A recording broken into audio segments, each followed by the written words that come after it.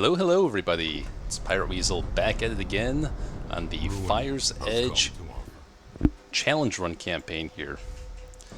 So we've had some close runs already. Getting to week 15 now. Alright. We just recruited our first runaway last session, so see if we can find an excuse to take her out today.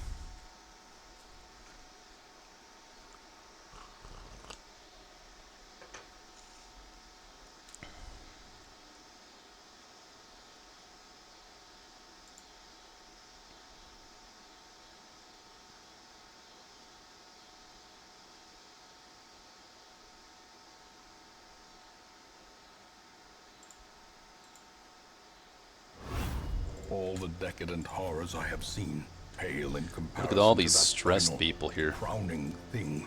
Yeah. I could not look, nor could I look away. It's not looking too rich either. The Timekeeper. I do like the portrait rewards, but I don't think I can swing it this time. Maybe it's fresh air in the tunnels. I do want to take Houndmaster out. If we can get Houndmaster to level 1, then we can actually take him to the Flesh boss next week, maybe. But it seems I have to get rid of someone on my roster for the Man-at-Arms, or for the Houndmaster here. And also the Vestal, maybe.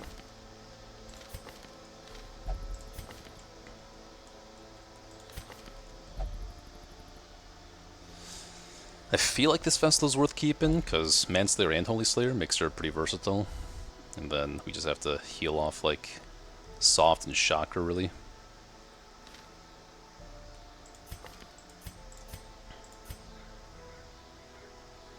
Am I keeping you around, though, is a question? I feel like his quirks are not that good. Like, the minus stress here is nice, but I don't know.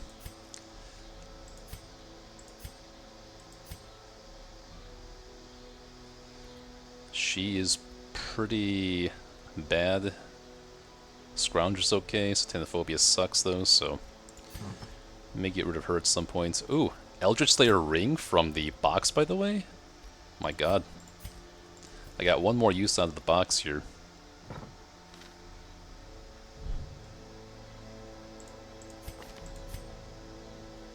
Stress Eater?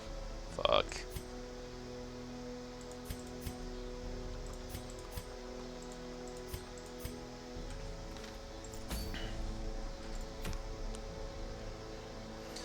I mean, I would like to take Antiquarian out this week, I think.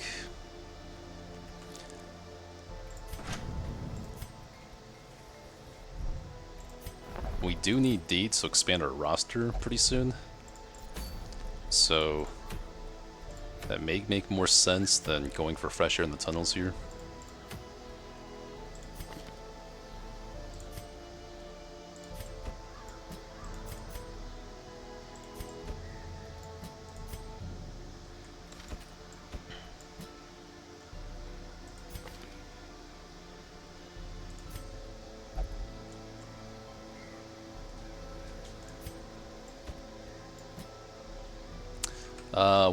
Well, I think I gotta save Highwayman though, because there are a couple bosses I really want Apprentice Highwayman for. It's gonna be the Hag and the Crew, pretty much. So this guy can only go out on one more mission. And I think with Slugger and Beast Slayer, I don't know. These two units make more sense than the Warrens, because they both have quirks that are good for the pigs. Then we have Ruins Tactician here. Hylomania is annoying with Antiquarian, but potentially make it work.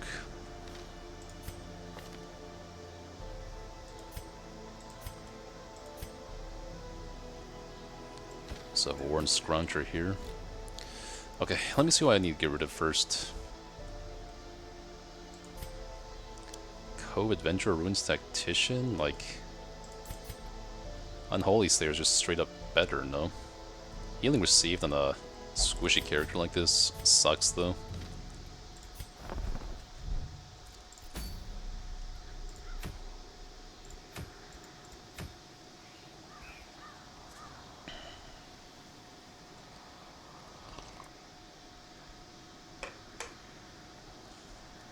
Who would this trinket make sense on?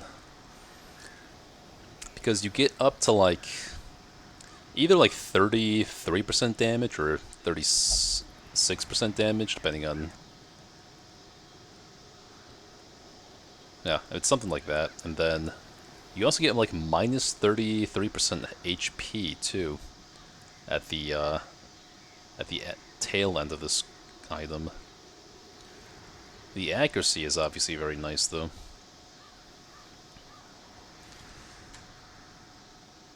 I do have Flagellant here.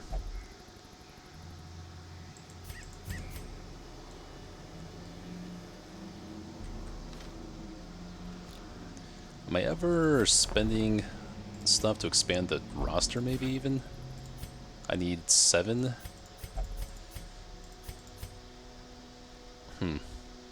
Give up all my buffs for 8 deeds? That could be worth it, honestly. Giraffe, hey there. Welcome, welcome. Just trying to figure out what we're doing this week. Can't be the boss. They don't really have a... I mean, let's see. I have you. I have you. Not really anything good as far as healing, though.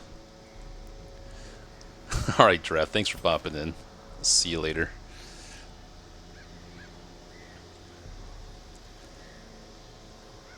You heal yourself.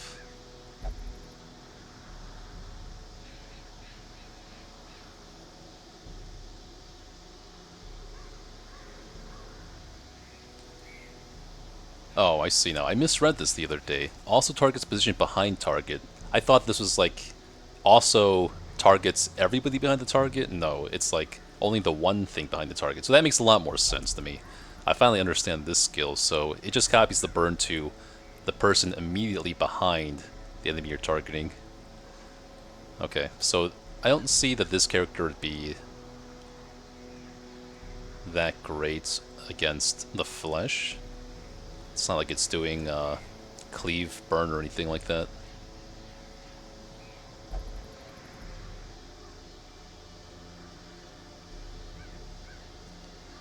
Yeah, it appears to me that Runaway is only applying burn to one target at a time, really.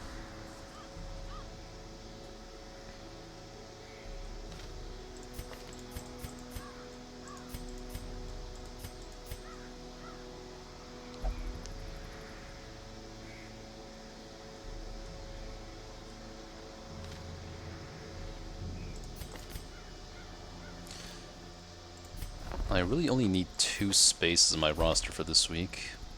Although Fear of Mankind is so bad. There's no way I'm taking...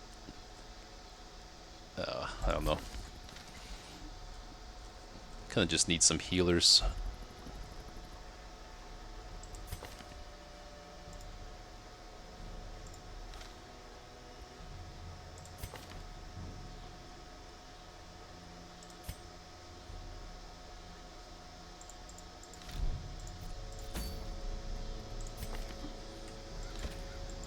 Of course I could use Antiquarian with the Repose from Duelist.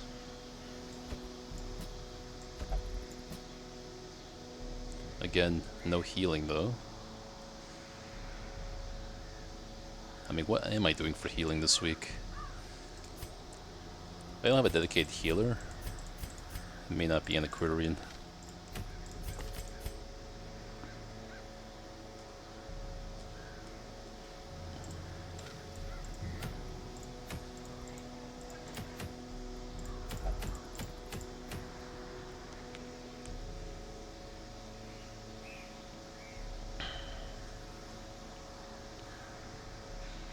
Samson, hello to you as well.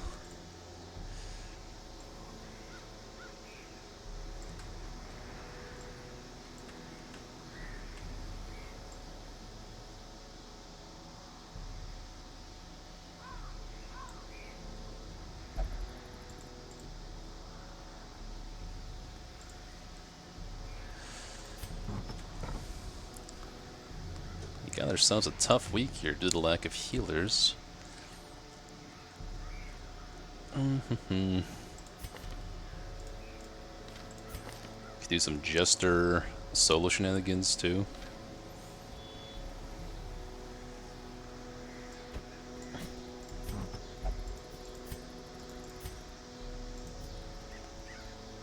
Don't really have much in the way of dodge trinkets though.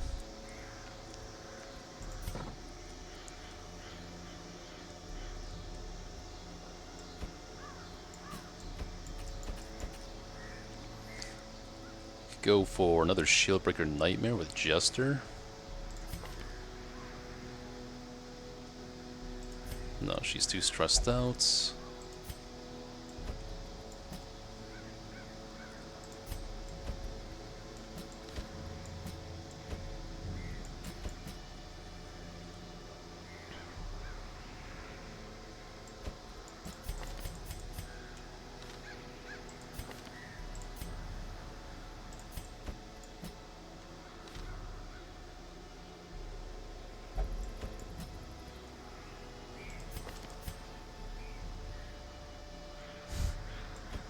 Okay, let's theorycraft for a second here. 6 speed, 8 speed, lunge, fletch,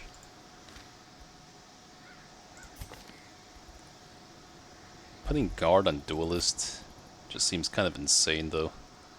I guess she's already marking herself, so guard me also marks her. We just have nothing in the way of healing here.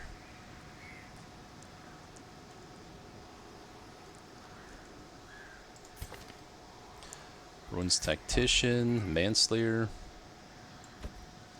Probably prefer Ruins Tactician. Then we're now progressing. We are progressing on 1 level 0 here if we do this. Though Hyromania is really bad. The Ruins as well. Ugh. Most of our healing's gonna have to come from food. And then Fresher in the Tunnels. Let's see. Let's theorycraft for Fresher in the Tunnels then. We have Hellion that's really good here. Flagellant's really good. He can act as a healer.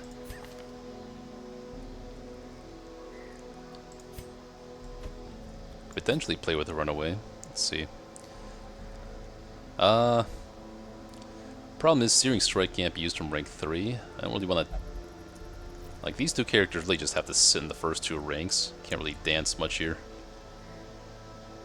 What about the other skills? Firefly, Runhide, Ransack, damage mod -10. Does not apply a burn or anything. Hearthlight. No, this is unplayable. Controlled burn though. Apply controlled burn to target position. Backdraft. Okay, we do have a lot of skills to play with here. What if I top it off with the Plague Doctor?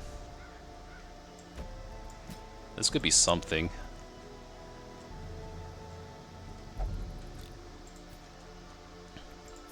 Who are we stress healing though?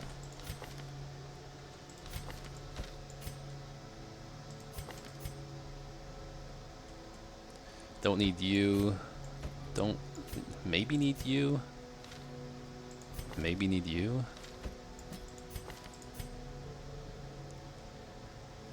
Horn's Adventurer.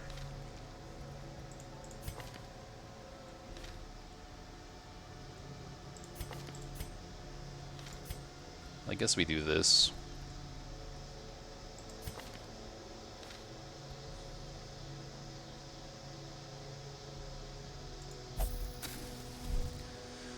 And then I'm gonna kick 2 people here. Could be duelist. Or actually...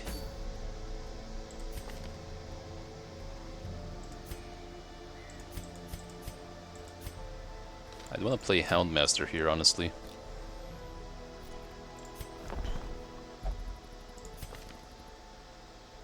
It's probably not good enough. Am I taking duelist and the bosses in the ruins?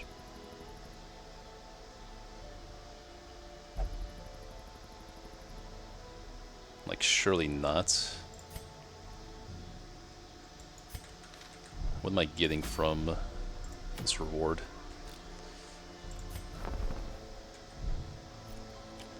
Okay, I really need deeds. I don't want to spend all of my bust, though, to expand the roster. So let's say I get rid of you, and who else?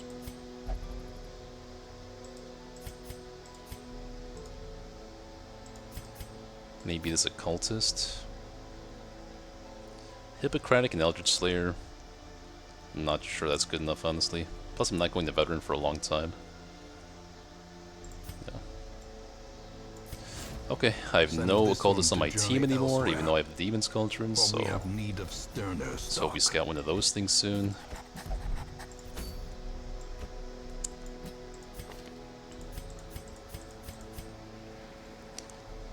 Honestly, Plague Doctor makes more sense on this team.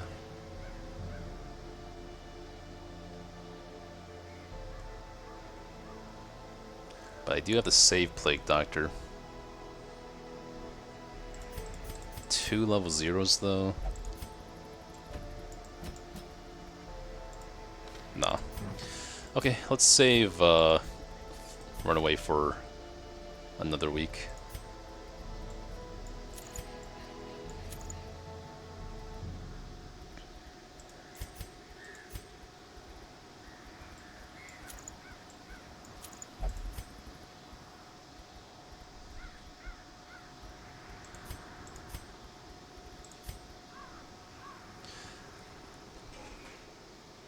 Felicissimus. Welcome there. First time chatter. Welcome, welcome. Playing some hardcore Darkest Dungeon here. On the newest update. Oh, Bleed Amulet. Perfect. Guess I can... I'm okay with slapping Bloodthirst Ring on Plague Doctor a lot. Dazzling Charm would also be pretty good. Or even Stun Amulet, because sometimes the Butcher Pig likes to stun the back rank. Could put this on you, I guess. Who's taking the map, though? No one really wants to be slow here. Maybe we just skip the Bloodthirst Ring.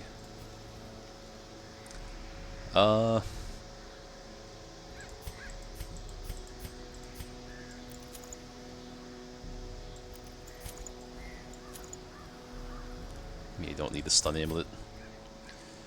Played Deathless before? Yeah.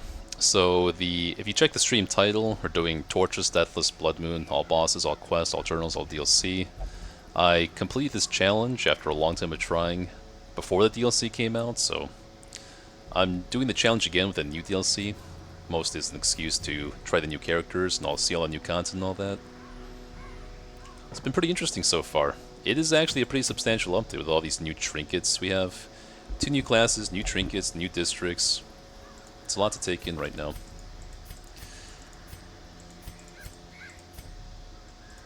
So we see how this goes.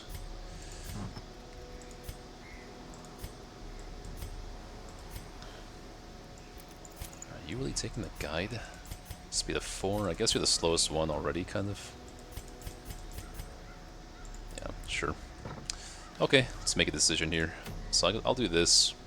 If we can keep Houndmaster healthy, then we can take him out to the boss right after that. And that'd be pretty good. In which case, it would have been nice to have this Plague Doctor. Maybe I put her in... No, I don't want to lose any trinkets at this point. I think I should be able to put trinkets on people. No, there's no one to put Demon's Cauldron on, so if it gets lost, it's just gone. Thank you, Felicissimus. Sure, it'll be pretty entertaining to watch me struggle in the early game here.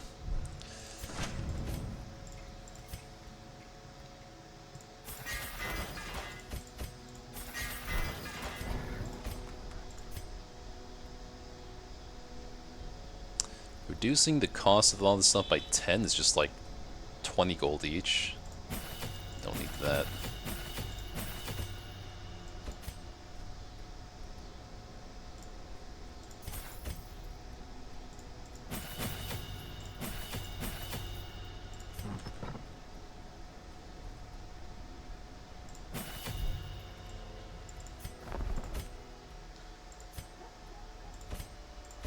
Can't spend too much gold here. But Therapy Dog would be really nice, as well as Man's Best Friend.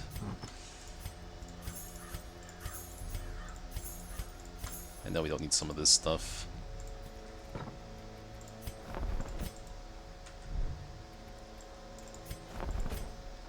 But actually, if I were to go out next week, Fear of Mankind is just so bad here, but I don't have any other healers. I could, if Man at Arms comes out of the Abbey next week, I could potentially look to do Swine King, or the Flesh, but we'll see.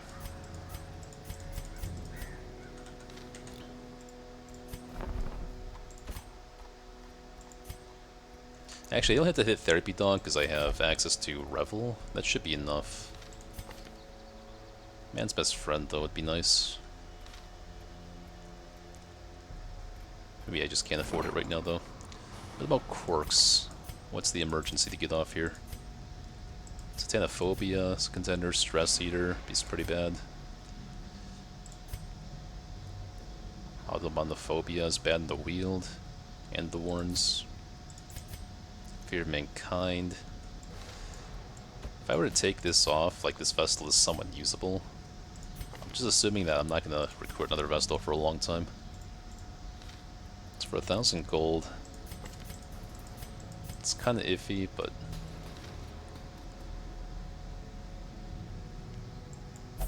let's just do it.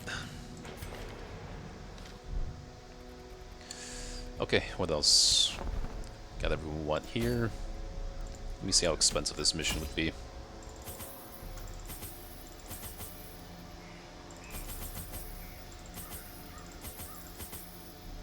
We're left with about 2,000 gold, so I guess we can afford some camp skills.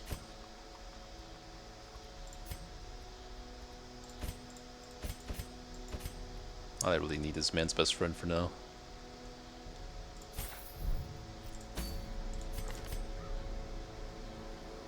Oh, and then Incision too obviously would be better here. Whoops. Okay, which means that Plague Doctor is going to need a little bit more accuracy here. Like generalized accuracy. Melee accuracy here. Quick Relaxation could work here.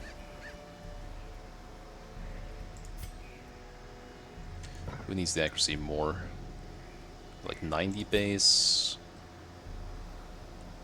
100 base.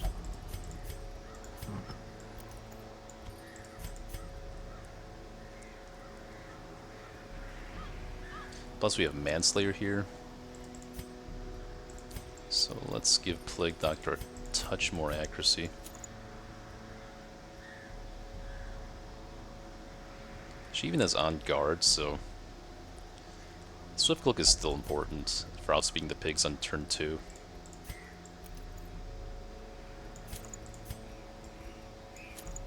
Sure, let's do that.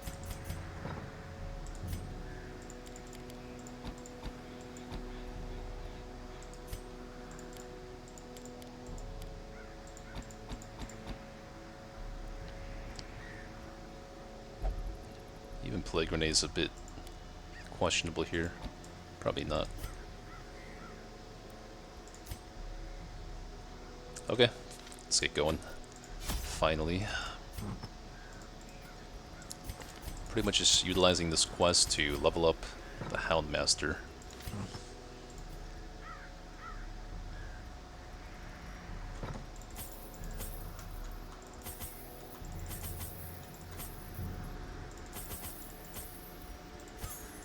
Actually, I need more herbs if I want to hit Revel.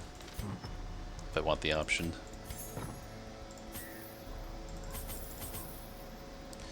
Okay, shovels, anti-venom, bandages, herbs, Okay, should be good. Dirt poor again, so hopefully Antiquarian is an option next week.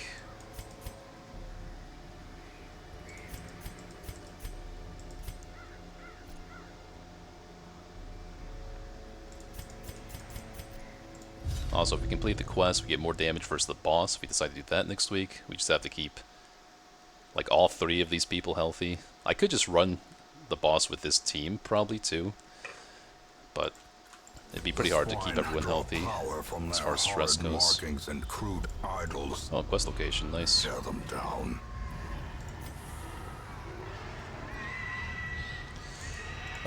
He's the highest trap disarm, but it'd be so bad if he failed this as a level 0. Thank God. More food is really helpful here because we have Stress Eater and no Bloodthirst Ring. Nice, it's a ton of food. That'll set us. That's also the reason I didn't want to use Bloodthirst Ring over another trinkets, because I knew that it's a good chance we find food here.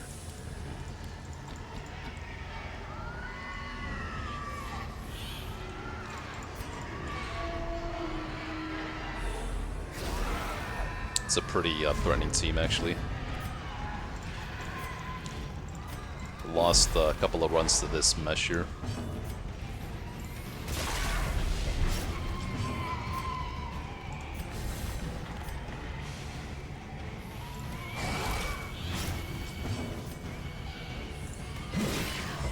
Ah, damn it. Okay, that's a really good result. This is why the swift clip was nice.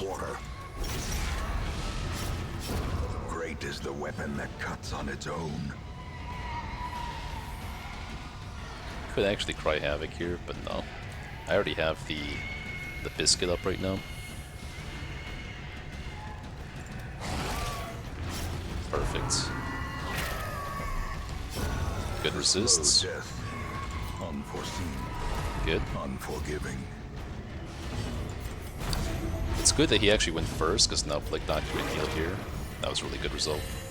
It was unlikely too, because 8 speed versus 9 speed. Guess it wasn't that unlikely, but still. A devastating blow. They already gave me the bark. Okay.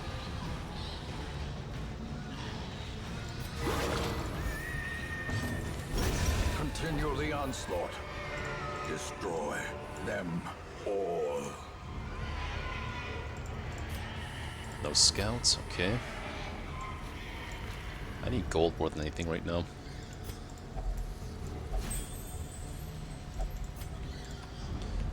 When we're unscouted, I equip Breakthrough to reposition better. Take off the scouting trinket, that makes us slower.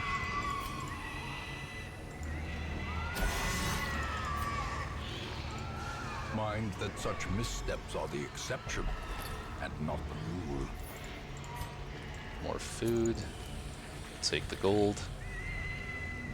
Since we have this much food, it wouldn't make sense not to just keep everyone fully healthy at all times.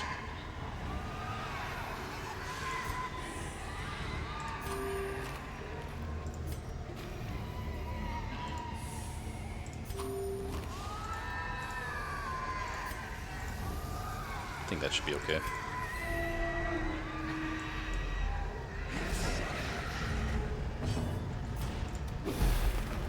Good.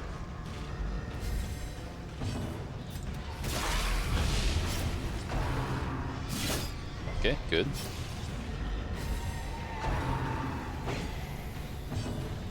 Who has more accuracy here? 85 plus 4, and then 90. Okay, so we go for the...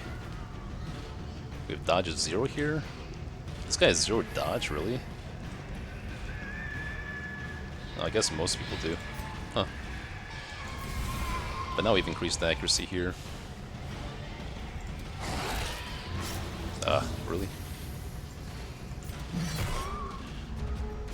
Oh, come on. Okay, that wasn't bad though.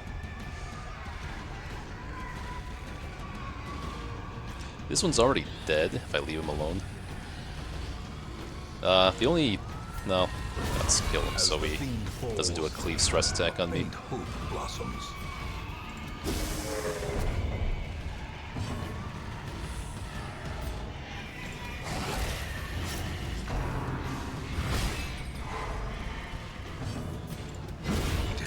cool.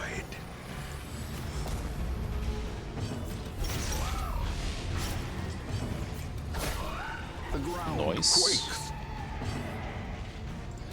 Their formation is broken. Maintain the offensive. Did not mind having blood. I think I still want to wait to camp though. If I can wait to camp, maybe I can get a fat revel off with Elian.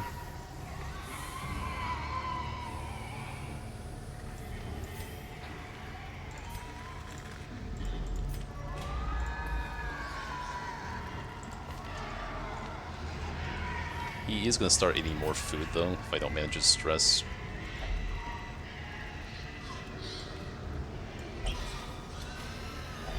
Wealth beyond measure. Awarded to the brave and the foolhardy alike. Good.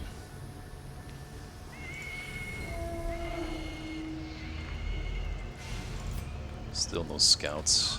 Jeez.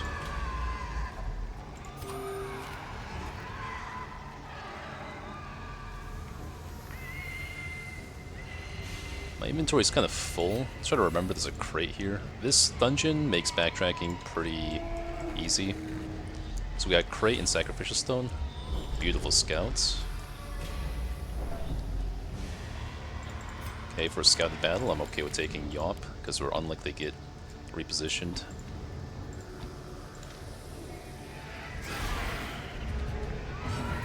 It's fine to me.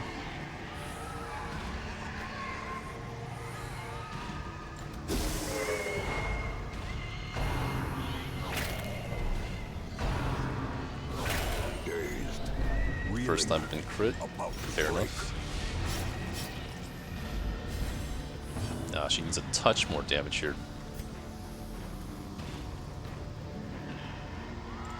Confidence surges as the A enemy little bit of stress heal here.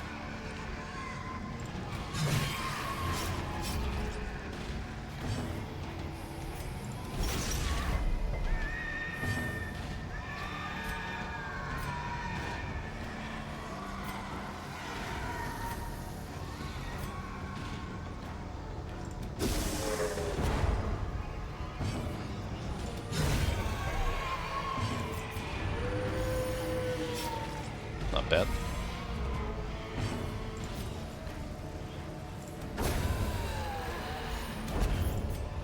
Portrait's really nice. Horrors, brought low and driven into the mud.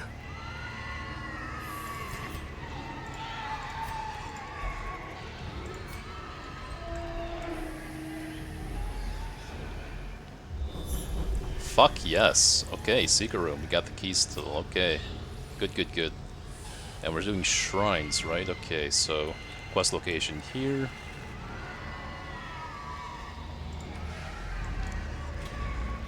There's the hunger check. Okay, so let's do this fight here. Oh my god, another critical skill. Okay. So the last quest location is going to be somewhere up there. Probably do one more fight and then I'll camp. Rack of knives here.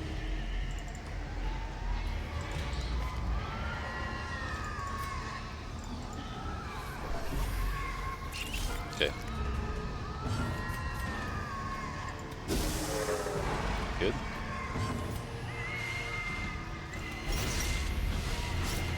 Good. A death by We're safe.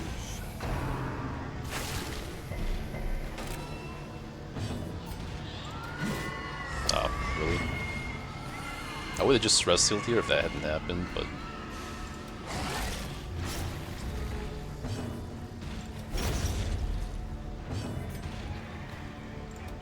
Another one falls. Be wary. Triumphant pride precipitates a dizzying fall.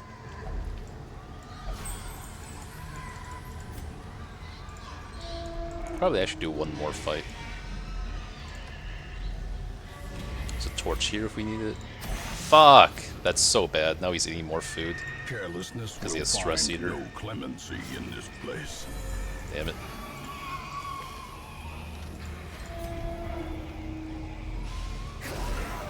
It's this mesh again too. Please double stun. Okay, perfect.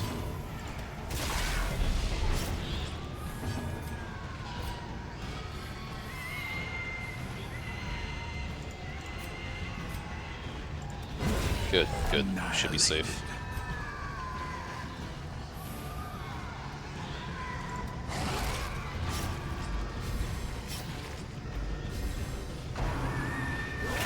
Mortality clarified in a single In fact, I do strike. remember it was exactly Flashland that died to this comp, at least one time.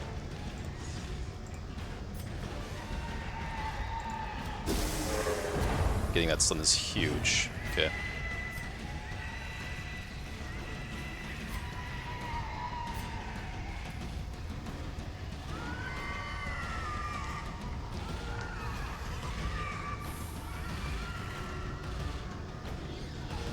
I think he just crit for 8, right? So even if he crits Fletchern again, it's not gonna die. So we should be safe here. Gently. This is how a life is taken. Might want to guard anyway, but...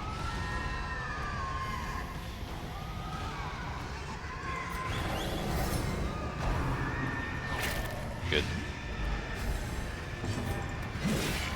Good. The will to fight falters. Beautiful. She's laying a lot of stuns, even though I own those stun trinkets, so... Pretty grateful for that. Okay, that's dead.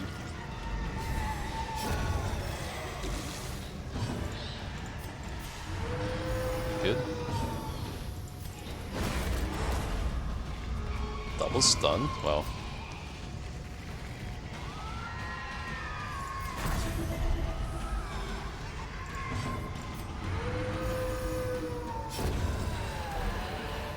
Two more food. Nice. That offsets the amount of food he would have eaten from Stress Eaters, so it's pretty funny. Or is it merely a trick of the light? Did not get a scout, and that's okay. We're just gonna go with the scouted path anyway.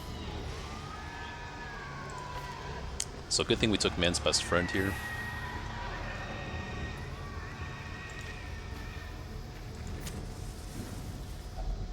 Huddled together, furtive and vulnerable.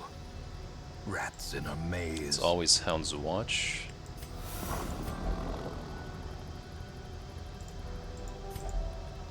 Probably always going to be Man's Best Friend. I think Revel would also make sense here since I took the extra herbs anyway for that. So Man's Best Friend, Revel, that leaves me with 3 points left over. I could do Sharpen Sphere. Sure.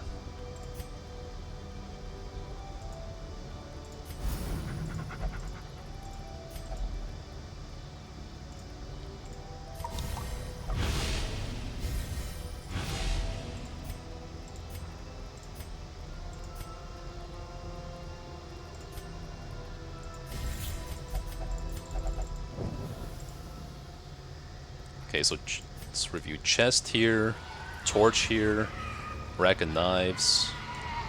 What was it called? A crate. Forgot what this thing was.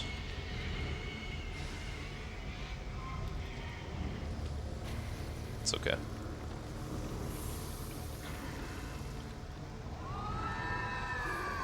Chest that does not require a key.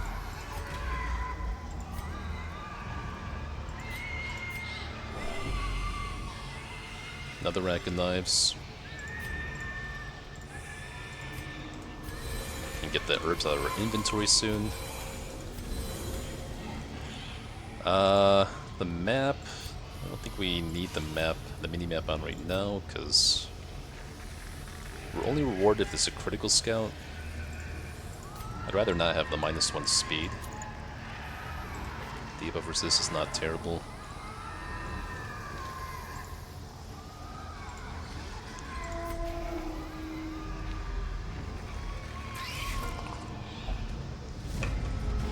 Okay, Hound's Watch huge here. What the hell? Having the spider surprised is... Oh my god, he's hitting the double stuns every time too. I'd love to see that. I want to get rid of the people that can stun mark me here. Because as long as these guys are dead, then Okay, we're Begone, safe. fiend.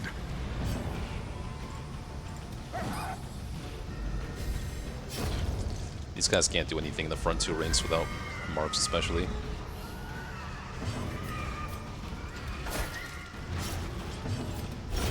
Another abomination cleansed from our lands. Beautiful. Take this gold, though.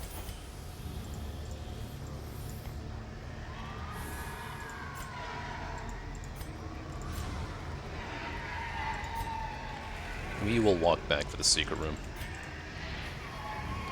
And this requires a anti-venom, it looks like. If I don't have a key, but I do have 2 keys. I want to take a peek to see what this curio is. Okay, another rack of knives, so we can save all our bandages for these knives. Scout, okay. Nice chunk of gold, though.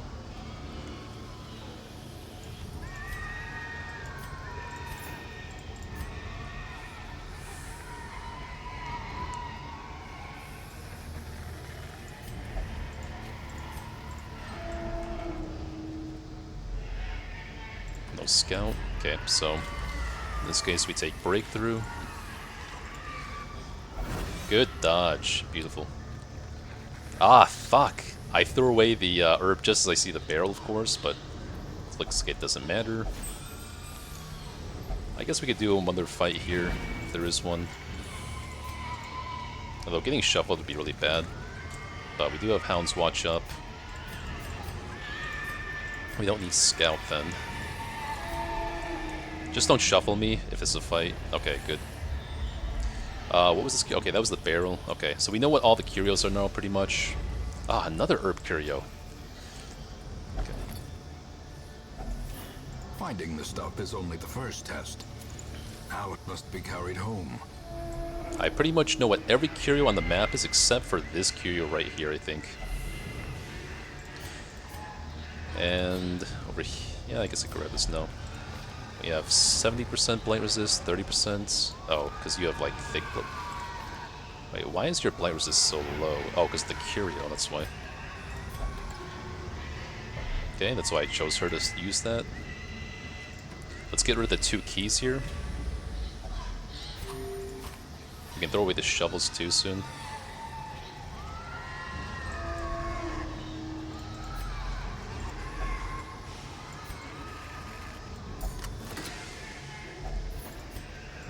Don't need the shovels. I guess I could sell this for a little bit of gold.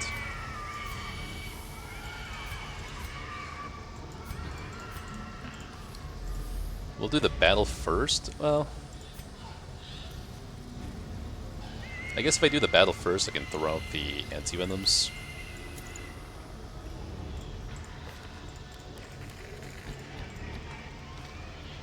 And even the holy water, potentially. Or I can take a peek at what this curio is and then make a decision what I can throw out. Okay. There's like no way I die to this comp.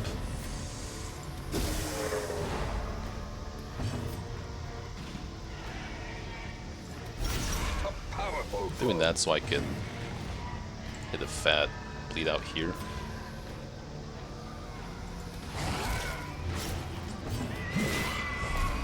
Should have punched it with Houndmaster, I guess.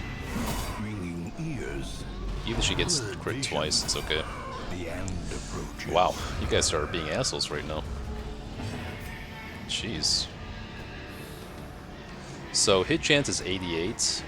Stun chance is 100 minus 10. So it's actually more reliable to stun here than to hit, I guess. The hit chance is also guaranteed, so it's an... Oh wait, it's guaranteed, never mind.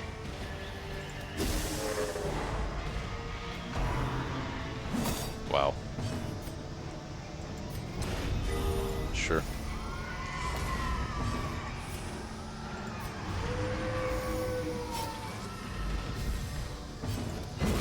Punch here, we can stun here with Grave Robber, do a bit more stress healing.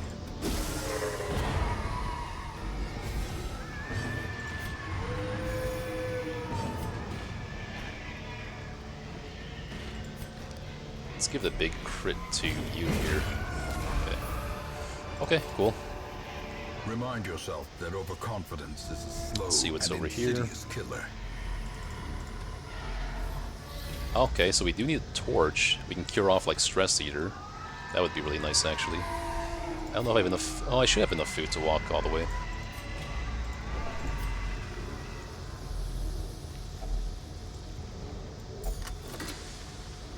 This really helps. Junia's head finally as well. That's the one I like to see. So I know there's no need for holy water anymore, because there's no curios that... I've seen every curio on the map so far.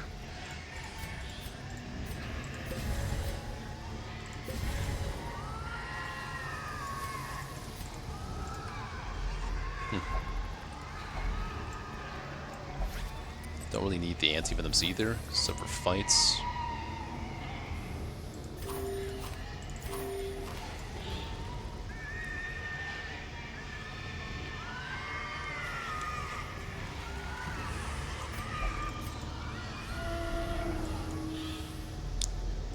Let's go pick up a torch and then we'll make a loop-de-loop. Is this the lack rack of knives? Doesn't matter. 2 more hunger checks.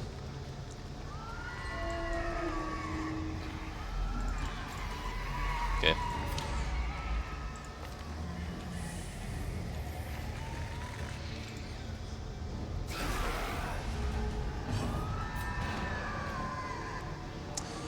There's only a 60% chance of stun.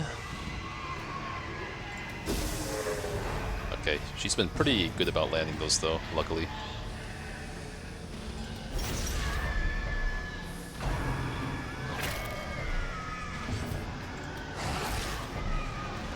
Ugh. Unnerved, Lame. unbalanced.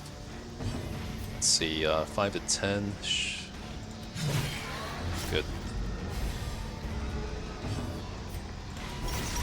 Good.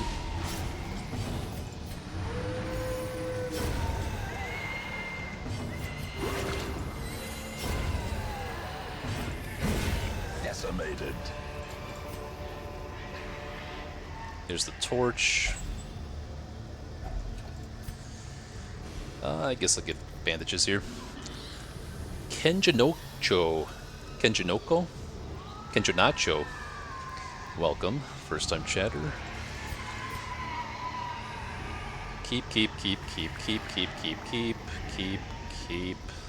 Okay. Let's burn off that a bad cork and then we can get some more loot maybe from some fights. I think this is a rack of knives here, but I don't have any bandages anymore. How's the run going? No complaints so far. I mean, we've been reasonably lucky so far. I've survived 1 Death's Door check against the Swine King and had 1 or 2 other close calls, so... Yeah, we are a little bit poor, so that's a bit of a bummer, but it's okay. Yeah, getting Stress Eater off here would be really nice. Cool. I guess we can do another fight for loot here. Let's see what kind of curio we get. This is a sacrificial stone, I don't need that. This is a crate. I guess if anything, we just walk back and get the crate. And I forgot what this curio was, even though I just walked past it. That's okay. Okay, easy.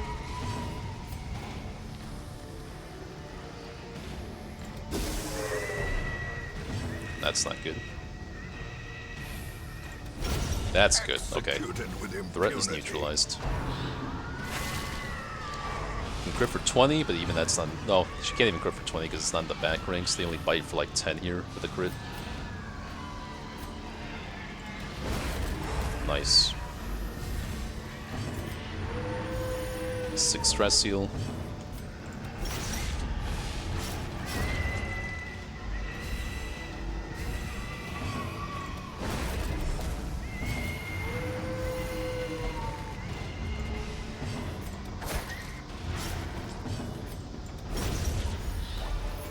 Nice. These nightmarish creatures can be felled. They can be beaten. I might as well just take this and leave, no? I'll have to go back for more loot. Blood is nice, but I actually think 750 gold is more impactful at this stage of the game. Or I could do another fight, maybe, see what I get. I would love to get more deeds, because I'm running kind of low in the hamlet. I want to expand my stage, my roster size. So maybe do one more fight. Nope, there's the hunger check here, so we're only going to be able to make it through this hallway without risking failed hunger checks. That's okay, as long as this fight is nothing crazy. My prediction's going to be like 3 spitting pigs. Okay, good. Should be manageable. Good. I only care about killing the stress caster really here. I don't think I'm going to die to these two guys. Cool, cool.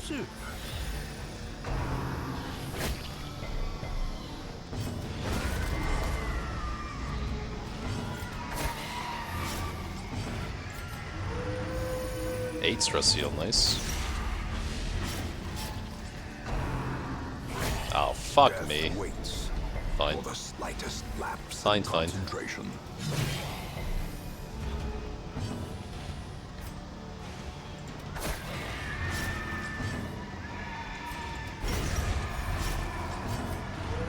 Even if he gets crit, I'm fine. Fuck, come on. This is what always happens when you try to stall. Whatever, man.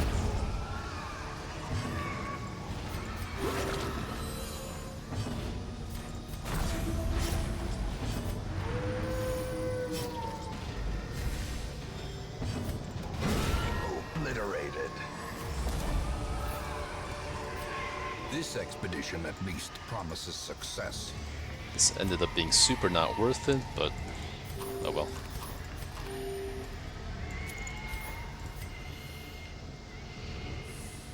Yeah, I can't even make it back to this curio because of this tile here. It's okay. It's not that bad. Robbed of their ridings, the swine will grow ever more. 20k is actually pretty good, thanks to the secret room. Twilight Dreamer, nah. Eldritch Slayer, that's really good. That's worth it, even if I do get Dark Temptation. The twisting tunnels no longer exhale the toxic. Yeah, not bad. Okay, let's see what happened in the Abbey here. Okay, good.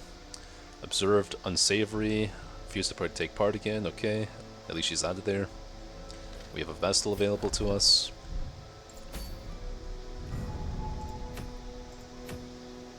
Bumper crop would not be bad. Camo cloak be pretty good. Okay, I actually haven't seen Crier's spell before. Quest use 1, 50% scouting chance, 20% chance party surprised. Guaranteed town events? Huh. What kind of town event do you guys think Crier's spell gives you? In fact, this is not a blind run. Okay to look it up. Let me look it up.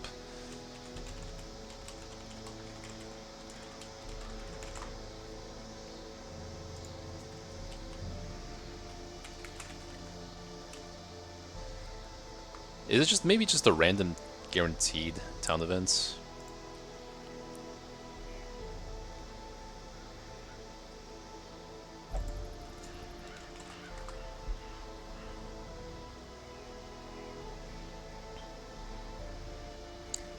Guaranteed town events. Must be random or something. Which I don't know how it works either, because like usually you don't get town events when you have like the Mosquito quest up, besides the quest events that you earn.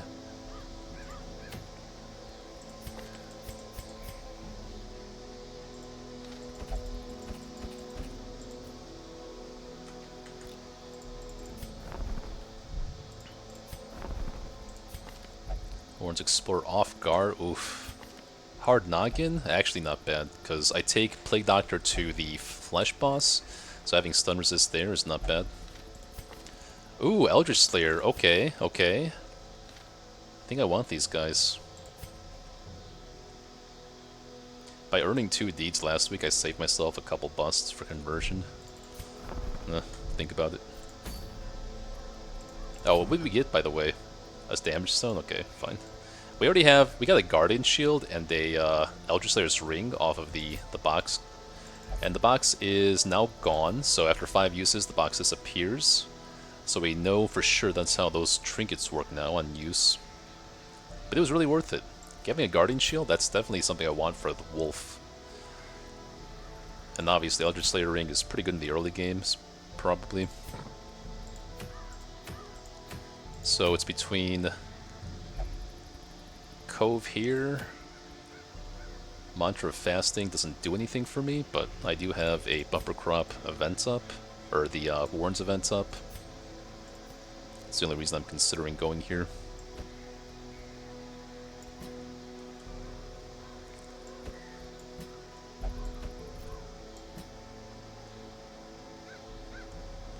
You could possibly do something like this.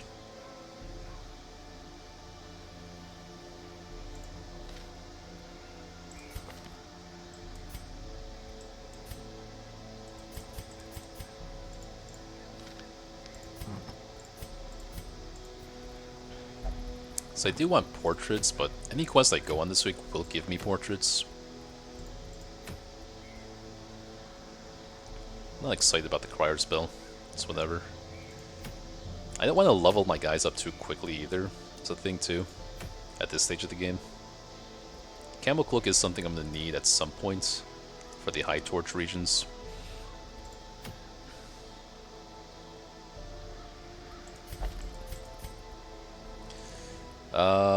Flagellant's getting level 3 from a boss fight no matter what. Let me see what else I could think of here. We do have an Eldritch Slayer and Aquarian. Ooh, Eldritch Slayer Vestal. I forgot I even had a Vestal coming back to me this week. And then we could do something with Riposte.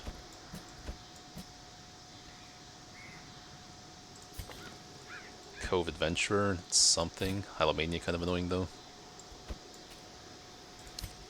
Oh wait, I can actually just have a Vestal for the boss here. I do tend to like a lineup like this for the Apprentice Flesh.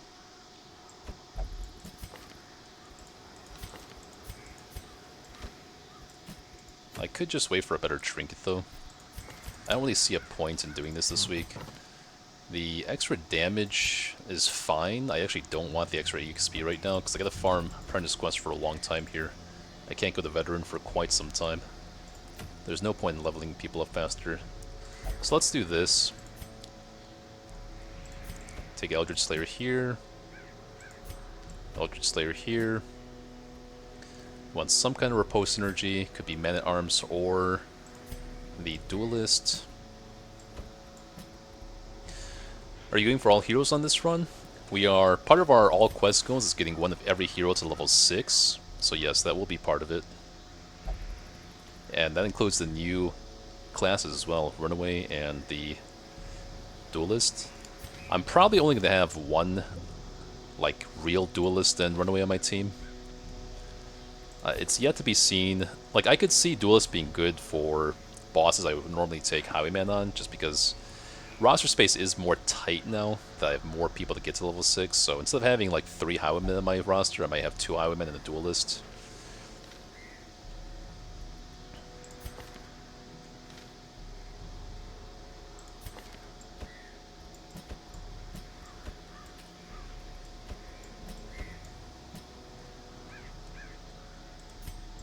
Could be something like this, actually. We have 1 level 0, 2 level 1s, 3 level 1s. Who are we stress healing? You and you, I guess? I could take this week to lock stuff in, though, actually. Both Mancer and Eldritch Slayer are pretty good. Eldritch Slayer would be better for super late game.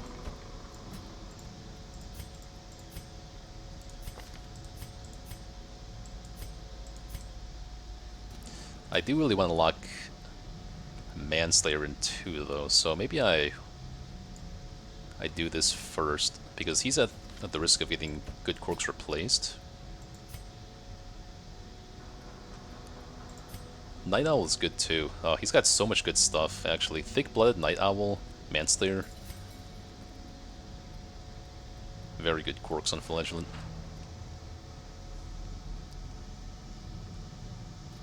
By the way, Jester also works with Antiquarian. Yep. I have used Antiquarian with Jester a few times, but the problem with that is that you basically have two characters that aren't dealing a whole lot of damage for the most part. I actually lost a run once in which I did run that team. It was not a good team, I remember. It was like Antiquarian, Jester, Occultist, Man-at-Arms or something like that, and I just had no backline reach for when I ran into the Collector. I could think about making it work. We'll think about it in a little bit. We'll theorycraft some other teams for this week. But I do think I want to lock some of this stuff in before you lose it. Manslayer is really, really good for all the regions I like Flagellant are in, which is basically the Weald and the Warrens, obviously, because that's where Bleed actually works. And then all of those are pretty much human enemies, so I actually think Manslayer is going to be even better than Night Owl for the time being. If I do this, I'm committing to not going to the Flesh this week. Which I think is going to be the case. We do have synergy here.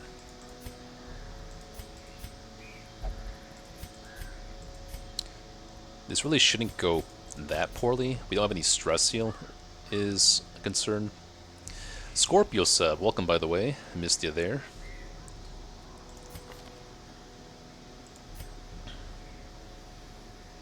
I mean, ideally, I'd love to play Antiquarian rank like 2 or 3, obviously, too, but this also works. Another benefit of doing this is that, like, if you have a formation of 4 groupers, then... Hey, what happened, by the way? Escarelli's has followed? Where's the notification? Oh, there's the notification. What a delay. Welcome, Escarelli. Thanks for the support. Glad you're enjoying the content. Escarelli's. I still don't see the notification in my chat, by the way.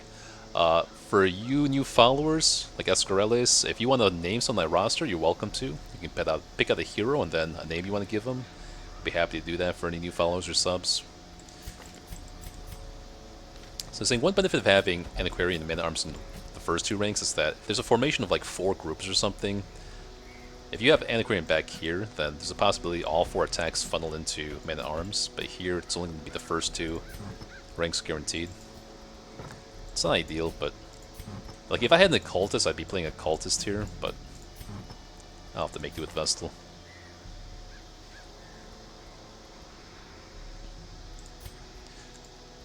Okay, let me theorycraft a loadout here.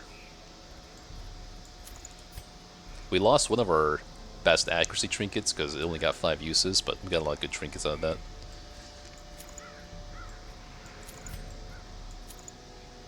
You're already pretty fast, but that's okay. Eldritch Slayer Ring. Could be kind of good.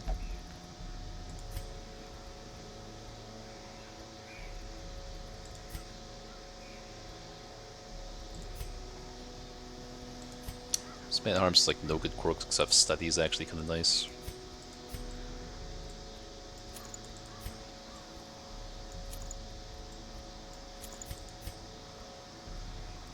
Minus dodge here. There's nothing that stuns me in the Cove, so I'd rather have this on you, and then Vestal has like no dodge to begin with, obviously, so the minus dodge here makes more sense.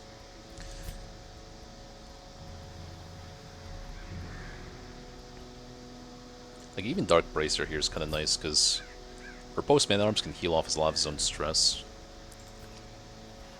But having a more consistent stun is important, I think, too. Otherwise, if I want to take a Jester dodge comp, we can think of a dance comp as well.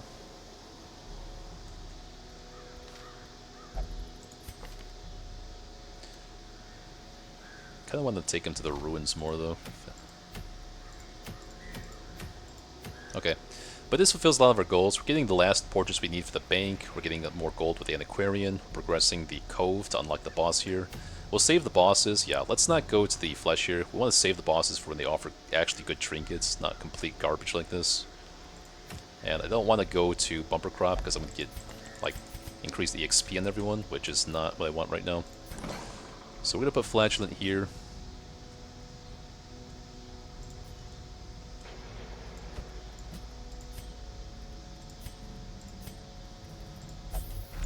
And a stress heal here. You and you.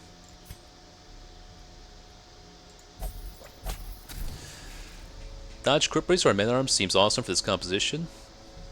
Yeah, if he had some kind of accuracy, I mean, I still might do it, honestly. I think I like the idea of Dark Bracer more than Eldritch Slayer Ring, just because dodge is also somewhat a defensive stat. Because likely turn 1 I'm hitting Retribution. Turn 2 I'm going to stun, though, is the thing. Like, turn 1 Retribution, turn 2 stun, turn 1 protect me. And then we're stunning the back 2 ranks, so the front 2 ranks will be attacking. Maybe we stun something, like we stun the back 2 ranks, stun one of the front 2 ranks with the Vestal, and that's our setup. Turn 2 we're dazzling, we're using a stun, so this does make sense, but 10% stun versus the crit and dodge here may be more impactful. Actually, yeah. Talk me into it.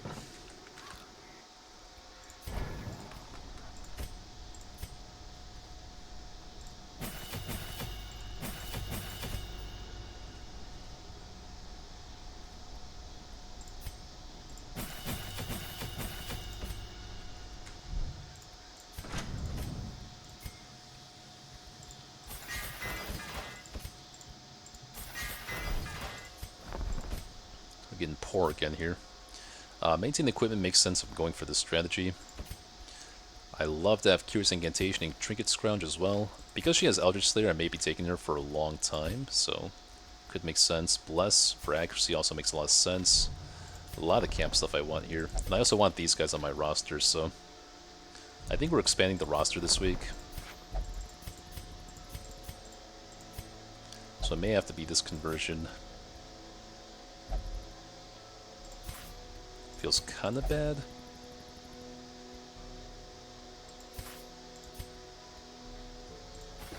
Great heroes can be found even here, in the mud and rain.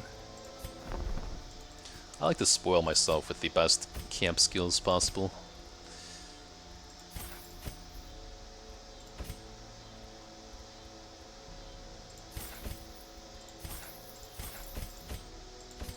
Two encourages should be enough, probably.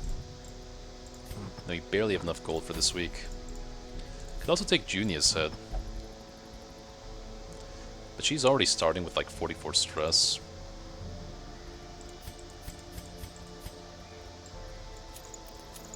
If she already has Eldritch Slayer, then maybe actually go for this combo. It makes some sense to me.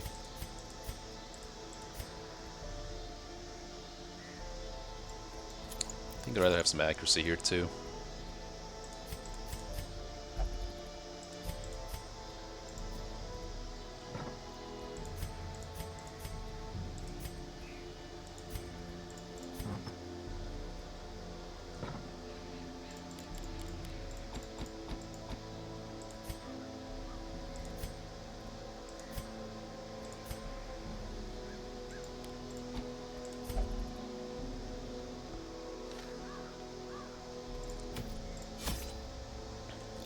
There's no disease I need to cure off, right?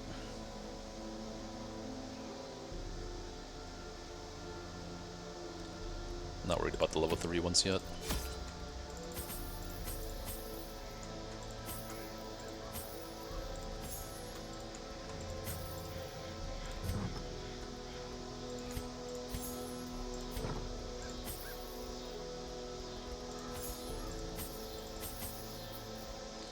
Shovels, bandages, herbs, maybe one more herb. Keys, holy water. Should be okay. Well, I just spend all my gold. I have like no gold anyway.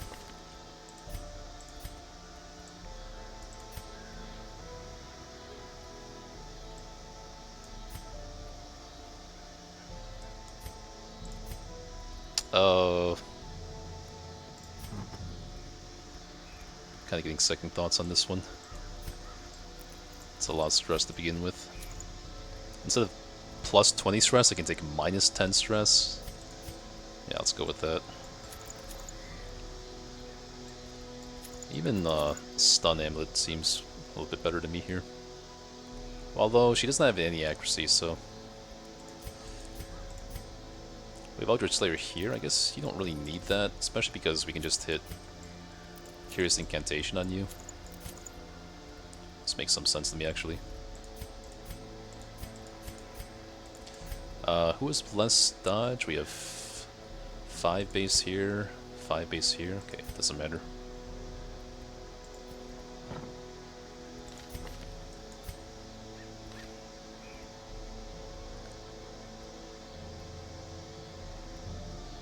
Okay, should be good. There's so many weeks where Antiquarian just has to completely save our ass when it comes to gold. I'm all for it. In the early to the mid game, pretty much any week I'm not going for Shieldbreaker Nightmares or a long quest or a boss. I'm taking Antiquarian out because it's just that important to start stacking up gold for my strategy. Gotta get the bank and then start racking up gold. Salt-soaked caverns are teeming with pelagic nightmares. Nice critical scout. They must It's be all flushed room out. battles, okay. So let's explore this region first, then we'll go this way. None of you are Kleptos, right? Okay.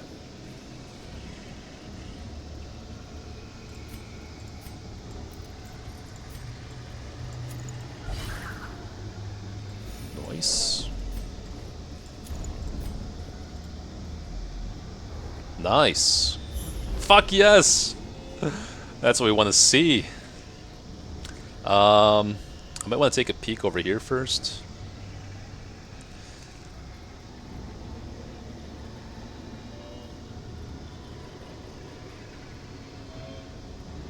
Nah, I can do that on the way back.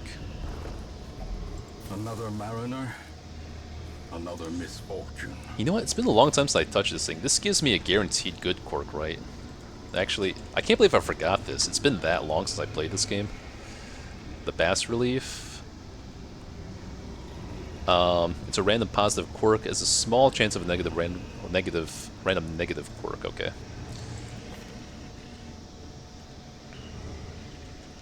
Maybe I'll touch this on the way back. Yeah, it's actually 67% positive, 22% negative, and then 11% random disease. If I'm gonna get a disease, though, I'd rather see it now, so I don't, so I can actually cure it off with Plague Doctor.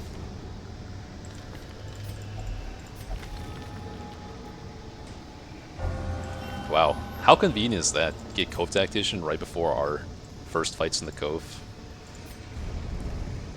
I don't think it's like the best quirk in the long run, but it's convenient for the early game here, for what we're doing.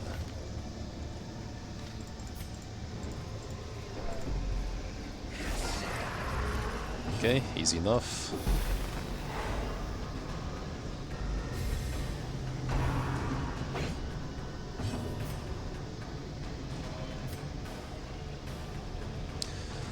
I might actually want to kill this thing, like, completely first. I might actually crush here, because I just don't want to take any stress here at all, honestly. Crush is doing actually a fair amount, because we have Code Tacticians, so I guess I can do this. Although they are doing more damage to Mark. It's okay. Fuck.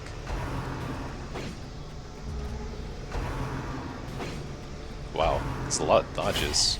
Okay, a crit to make up for it, I guess that's fair. Okay, it's good that she did that. Guarded for 1 round. Let's get the guard back up then, I guess.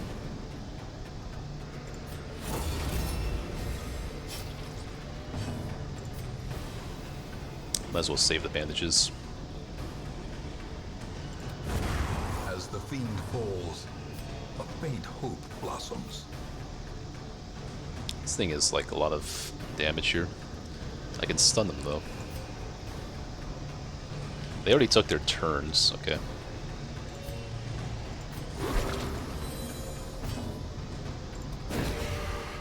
Rolling for positive quirks and man-at-arms convenient for Deathless runs because you'll probably need a pretty good one for the final quest. Yeah. The problem is, like, you're more likely to get, like, bad, quote-unquote bad good quirks most of the time. Like, how many times have I gotten, like, clutch hitter or, like, something just, like, completely inane? That doesn't matter. I don't know, it's arguable whether those are ever worth it. I'm more likely to do it if people have, like, very few quirks to begin with, but as soon as they start having a few good quirks, like, steady, then I really don't want them to start replacing good quirks. Let's see. I just want to make sure this guy dies because he has, like, the damage buffs. Wow. Nice.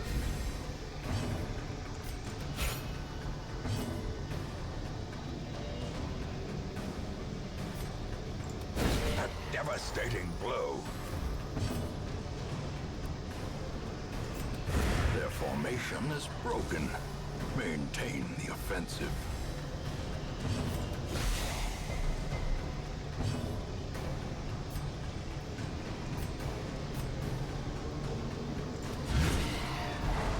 Nice. Double stun even without the trinket, by the way.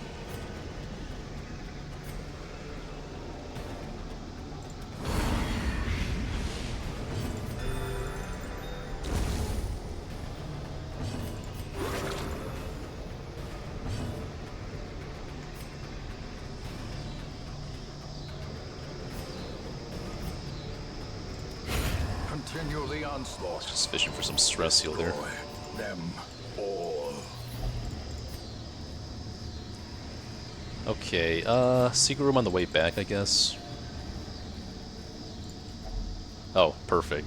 You have to, like, take the anti-venom with you anyways, so this is so not worth it. Usually it just gives you, like, 5 HP heal or stress heal, but if you touch it, it usually gives you a pretty nice resilience buff, but it could just give you a random disease also. I guess I might as well do this here. Although Vestal's kind of looking grim, too.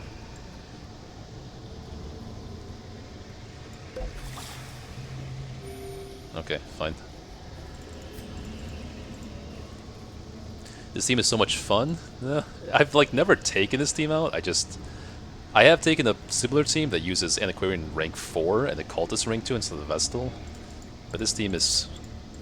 it feels the same, much of the same purpose. Like, the combination of Vestal and Plague Doctor, I think, is very important for the 4 grouper formations that do a ton of damage.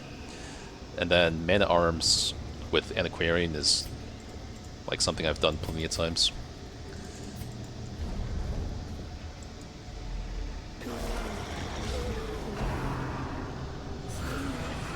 Okay, we can cure that debuff off.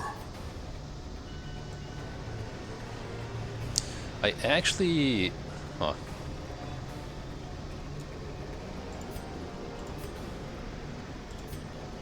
I guess we stun. Stunning is usually the right choice. But when you don't have, like, as much backline reach, sometimes I like to hit blinding or hit Plague Grenade first.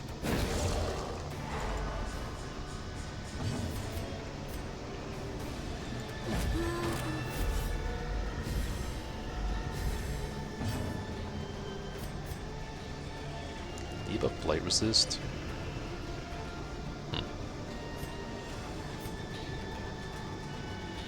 I think I actually want to prioritize killing this as fast as possible, even though it's only a little bit of damage.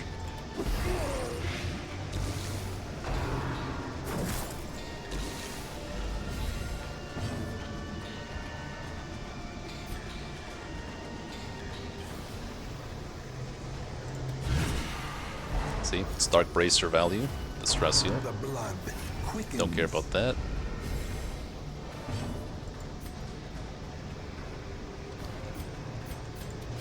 Good. Was not expecting that to hit, but cool.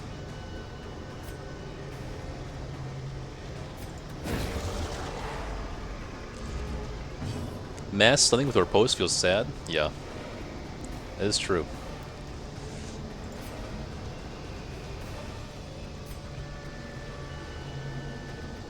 I think I care more about the bleed. No.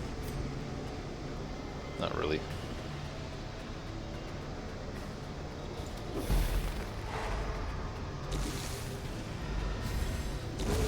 The slow death unforeseen, unforgiving. Okay. Press this advantage. Wow, nice job. Give them no Eldritch Slayer quarter. for the win. So I am probably going to camp here. So that means I can get this damage buff up for the rest of the campaign. We haven't hit a hunger check yet so far either, so we're looking pretty good on food.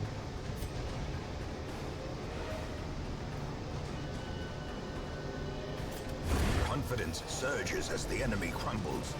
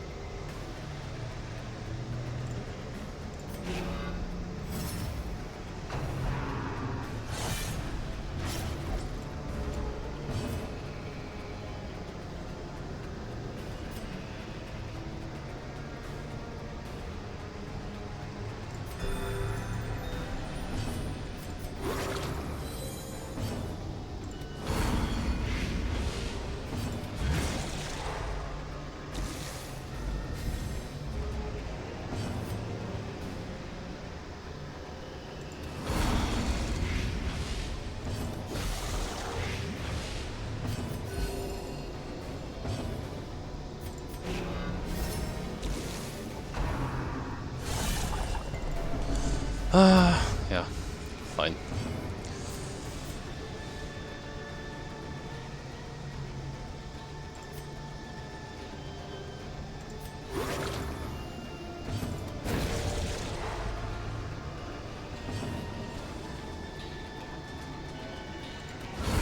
Masterfully executed. Gonna try to farm some crits here.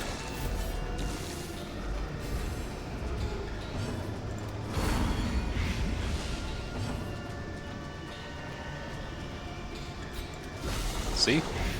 Nice.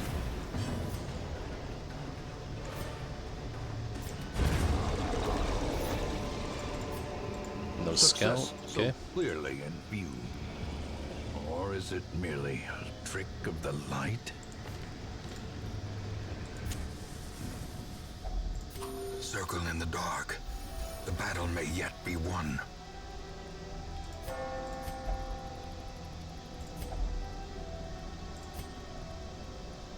Oh, instruction though. That'd be pretty good. Like I'm Plague Doctor or something.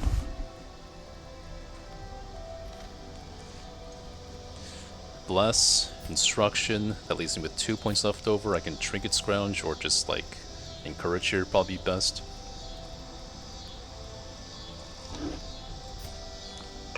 Yeah. Increasing speed on Plague Doctor and increasing dodge on Mana Arms. That all seems really good.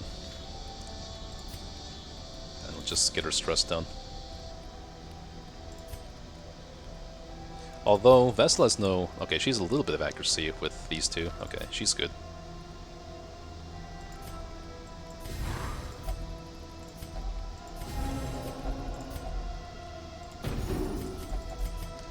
As much as I would love to get an orange trinket from Trinket Scrounge, like, most of the time just getting like a garbage trinket, throwing them out immediately.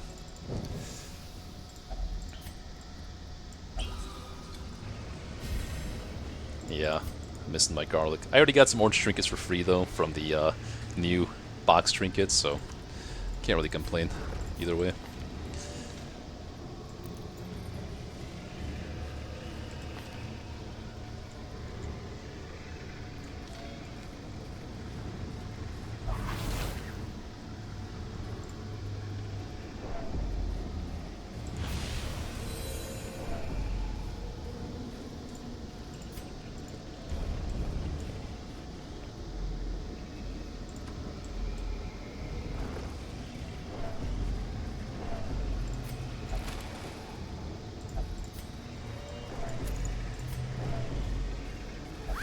Oh, come on.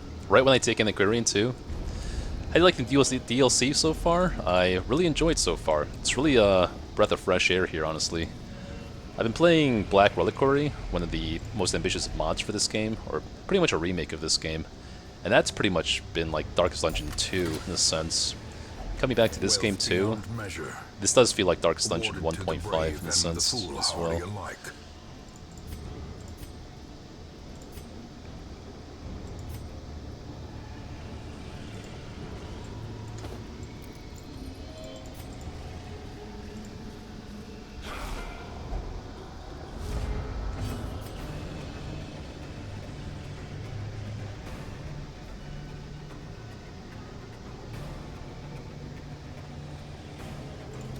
Okay, let's take this turn to set up.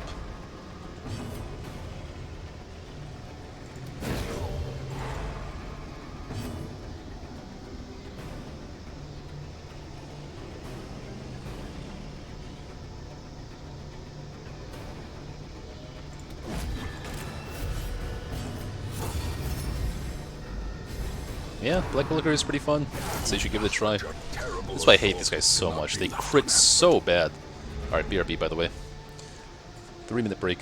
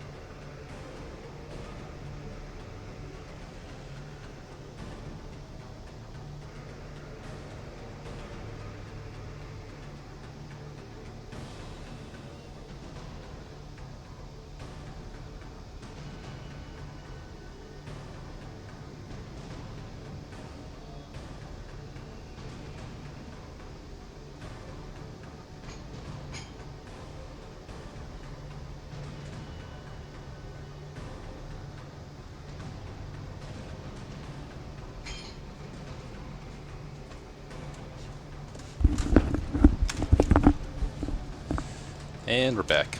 Okay.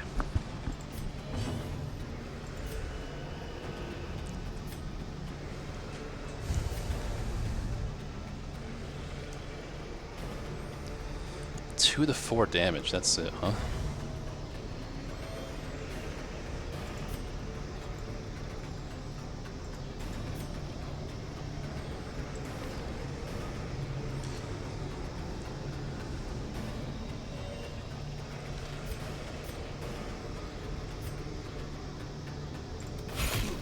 Oh, that's actually gonna make the difference.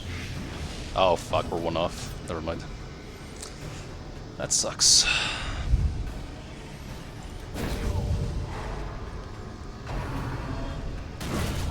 eradicated. Nice. Dark Bracer for you. Oh, cool.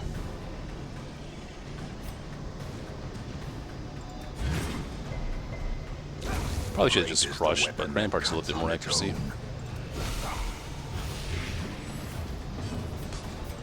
Thank God for the Vestal heal.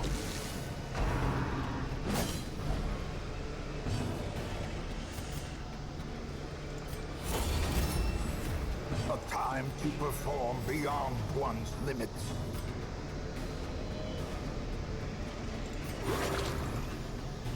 Oh, another Vestal heal. The wounds of war can be healed, but never hidden. Seize this momentum. Push on to the task's end.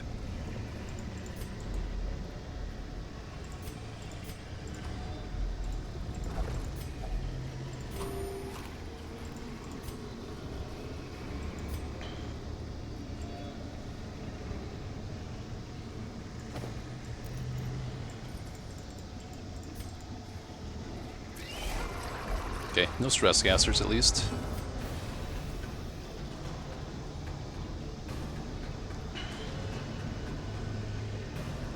I can already stun two things. This may not be a riposte battle. Now the jellyfish can give me disease, so I'm kind of more concerned about killing these things.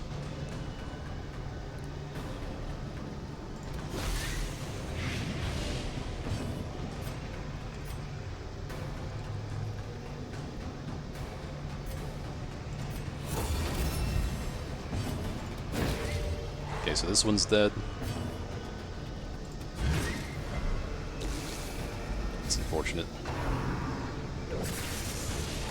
The will to fight falters.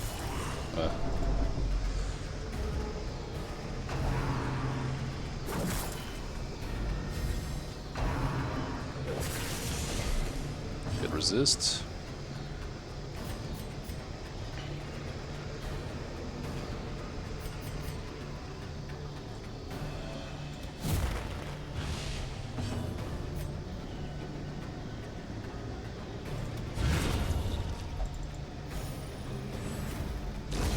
A death by inches.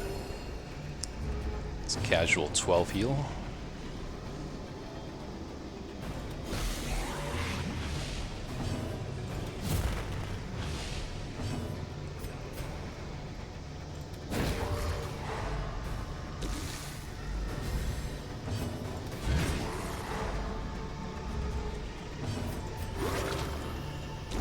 Slowly, gently. This is how a life is taken.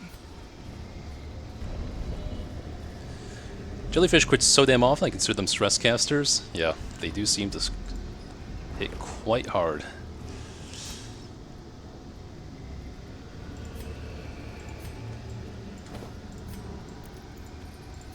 Please don't fail this. Thank God.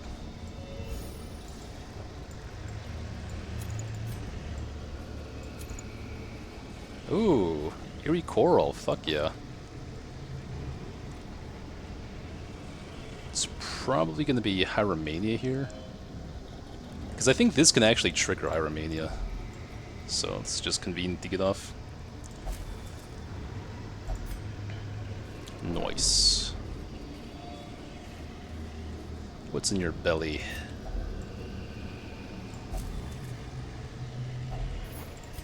Nice.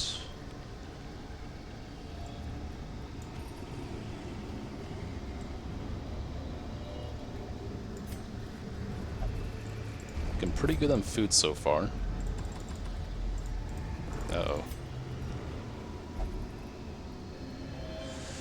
Oh, no.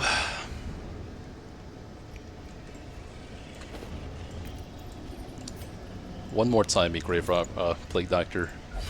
Thank fucking God. Okay.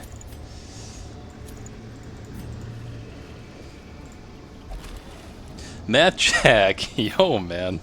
It's been a while. Nah. Am I done with Black Reliquary? No, I still have the champion bosses left. But you know I just had to jump in when the hype was still up for Fire's Edge. like, realistically, I'm not going to complete this challenge in a reasonable amount of time, right? It's more just like an excuse for me to try out the new content, honestly. But hey, if I get the run going, I'll run this run to completion, this campaign. But historically, statistically, probably not going to make it. Of course, glad you're back on regular DD. Yeah, feels nice to be back. I've missed this game. Black Reliquary is fun, but you know, it's no replacement for the base game. If I had to pick one or the other for the rest of my life, I'd still go with this one. So many traps. Okay, come on, man.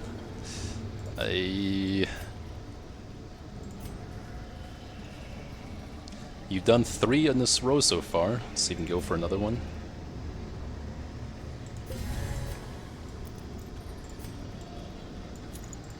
Ah, okay, fine.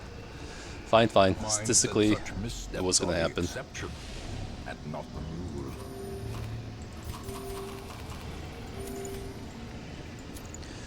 What week? Around week 17 right now, I think. I think you should give the, you should jump back in too, Matt Jack. You're still traveling the world right now. Hope all has been well with you.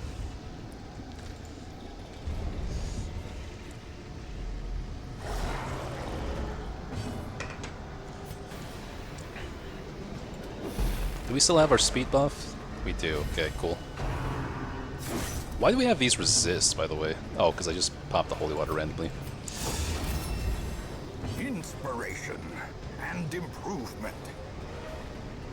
I might want to crush this thing, honestly. It's guaranteed hit, 95.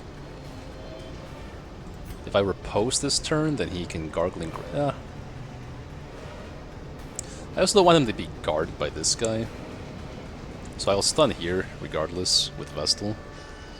This guy's already taken his turn.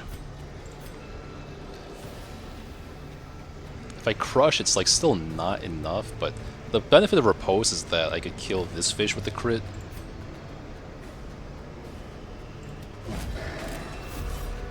We'll see. The problem is if this guy guards this guy next turn. The ground quakes. Okay. She's still dead, so it was still worth it. Speed is 0. I should be able to crush there. Even if he garlic and grabs me, it's fine.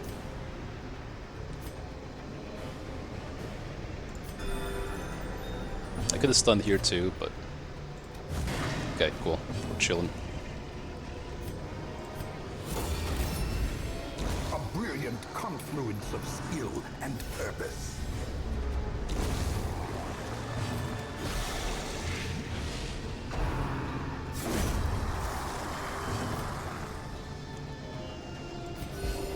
Compassion is a rarity in the fevered pitch of battle. I love Dark Bracer. I've even run, like... well, I don't run Dark Bracer in Champion, but I've loved his Crimson Quartz sight. It gives you prot and crit. And they seem like weird stats to have in Man-at-Arms, but if you're doing a repose comp like I do for a lot of Cove quests, then the crit really helps Man-at-Arms lower stress. You think leveling up new heroes is going to go bad? Actually, I will say I've only played with Duelists so far, because I was only able to recruit a runaway like week 15, and that are taken out yet. But Duelist really carried me in the first like 2 weeks, first 2 to 3 weeks when you have like no skills.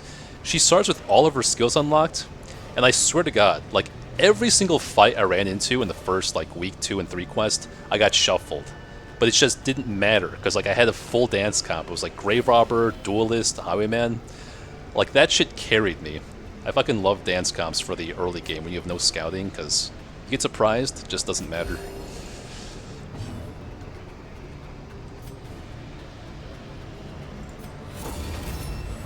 Ducks say he sucks, level 36. The Duelist does... I feel like she would fall off, because Repose falls off in general, right? And then her defensive stats are pretty bad, too. Very low HP. Dodge is nothing great. It's... yeah, I could see her falling off in late game, but in early game... like, especially week 2, when you have, like, no skills unlocked, I think she's like the best character in the game for that week specifically. It's like Abomination kind of, except she has access to even more skills and she's more versatile.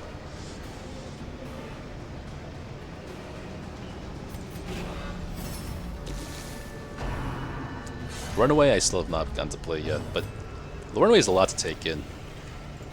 Duelist was also a lot to take in, to be fair, but I have no idea how I'm going to run her yet.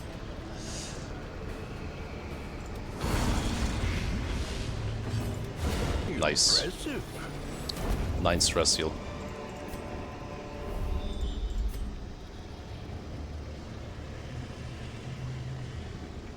Might want to save this box for the way back. No. A handsome reward. Keep. Probably not keep. Runaway must be simply insane against Shambler or other mob spawning bosses. I know you can get scaling damage on, single targets if you burn them more. Suppose she over it with burn, but to catch it, burn after action. I actually... You know what? I was telling people I never played with Runaway or Duelist once, but actually in DD2 I forgot that she's actually a base character. So I've played with Runaway like twice in Kingdoms. Like if you ever played DD2, there's the Kingdoms mode, and you have to defend like hamlets. So I played like 2 battles with her total in my life, and I couldn't tell you what she does. And she was just synergizing with like the random like guards that you have, so I didn't truly play with her. But we'll see. This is the litmus test of your Cove team here. Plague Doctor, essential.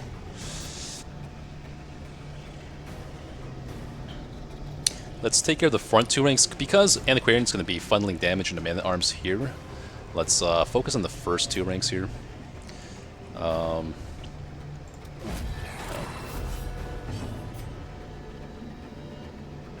In fact, I'm going to stun this unit so there's not 2 units attacking me next round.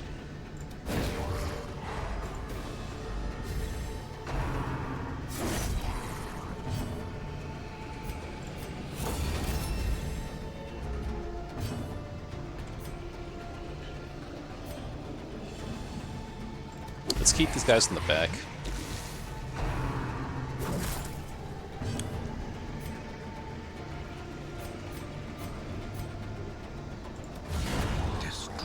Okay, that's fine.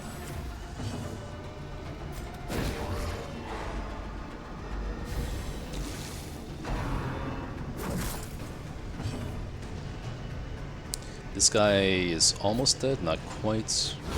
Now he's dead. Death Yikes. for the slightest lapse in concentration.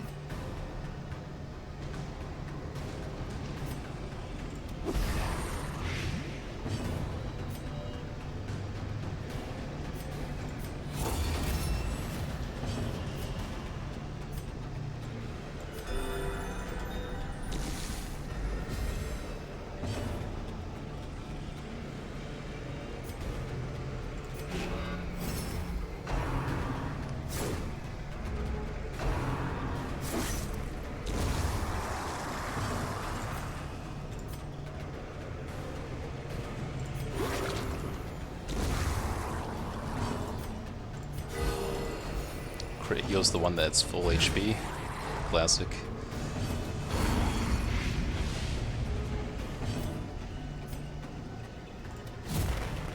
I don't think I take stall penalties if I stall this round.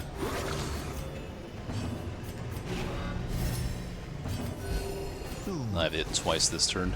Sedated. Guess we just kill. Precision and power. The Fuck yeah, wounds in Vestal. war can be healed, but never hidden.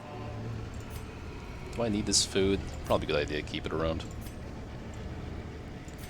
What are the odds I see another chest, though? Not that high. I can just open stuff with shovels here, probably. If there's any treasure chests. Everything else looks like a keep. Already got the secret room.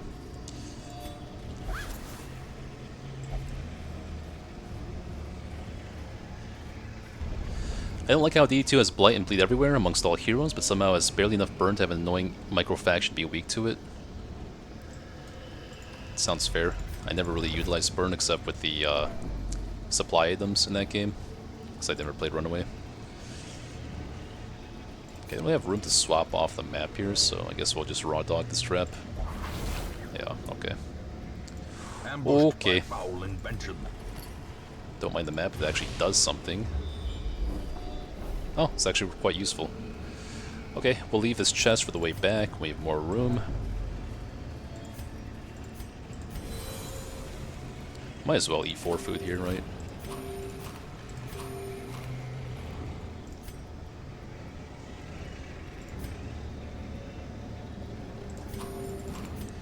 It's already scouted, we don't need the map. Crusader can burn, but barely. I never downloaded any DLC in that game, so unfortunately I never played with the Crusader once.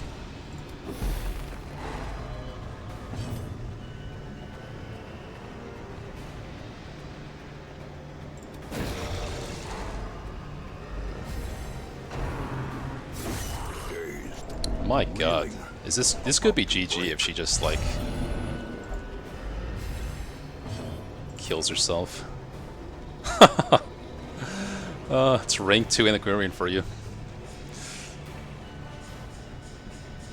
Hopeless. I gotta see if Hopeless self-damages.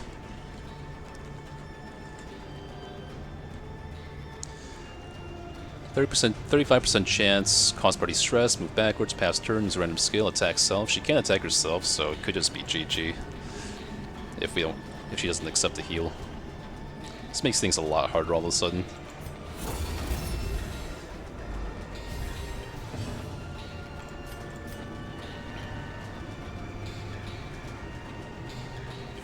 I kind of have to heal her with Plague Doctor now because of that.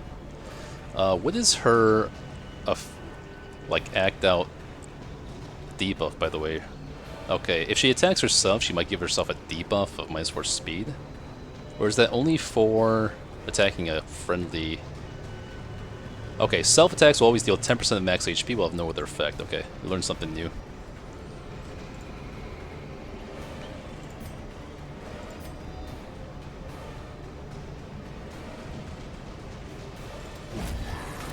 And what is the odds that she's going to attack herself? Let's see.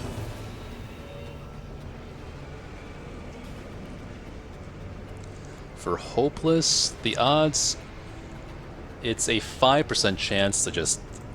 A 5% chance to hit a Death Door check here, so yeah. It's pretty squishy, yeah. Okay, we should be okay. It's still going to be pretty tough to finish the dungeon. Well, it's 2 more fights. We should be okay even if people afflict, as long as they get Antiquarian's HP up. It shouldn't be a big deal.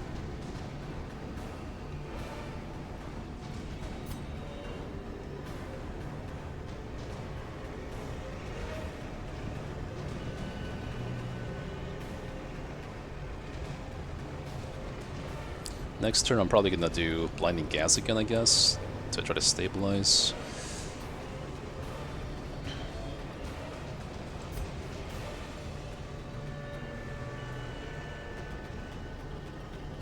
And start getting HP back up. Wait, guarded for 1 rounds? Hold on. Did I misread this? I feel like normally when you're guarded by someone, you pass your turn, the guard expires. I should have thought about it actually a little bit harder. Yeah, because that could happen. So now she could just die if this guy bleeds her. Yeah, I was right. Did not play that optimally. But always... Okay, so no matter if she's making someone guard or if someone's guarding her, the guard drops off the same way. It's important to know.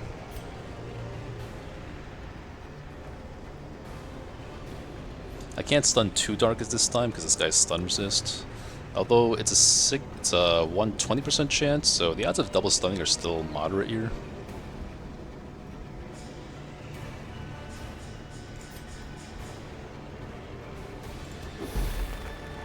Cool.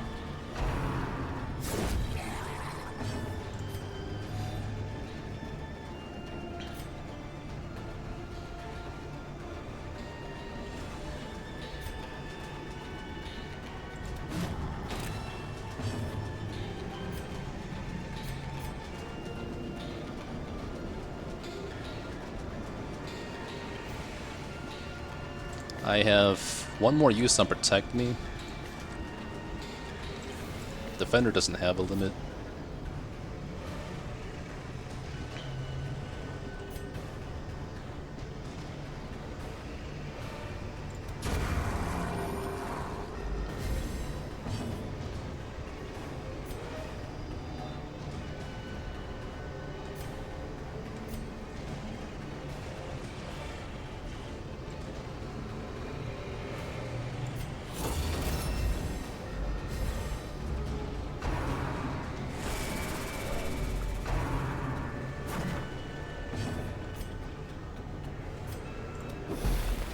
Wow, 3 blinding gases in one fight is pretty rare for me. Yeah.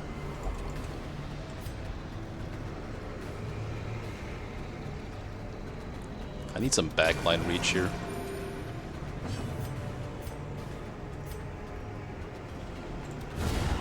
Obliterated.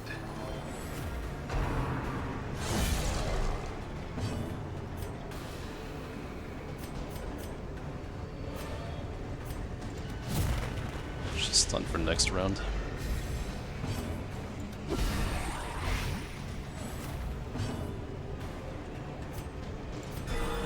Good. It's not so good.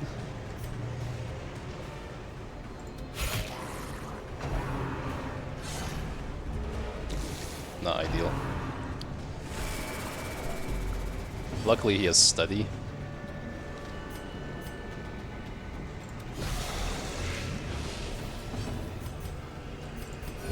The wounds of war can be healed, but never hidden.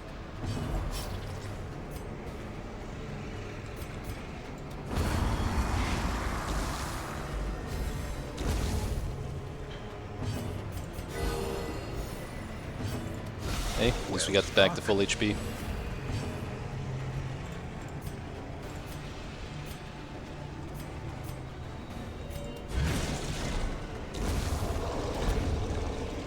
This expedition The fact that no one else afflicted too is pretty lucky.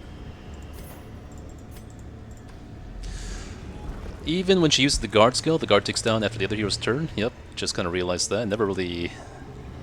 I should have known that, but yeah, I have to make sure here. If she acted before the guard hero on turn 1, you might as well have cast guard me again on turn 2 to keep her safe. Yep, you're exactly right about that. It was a misplay on my part.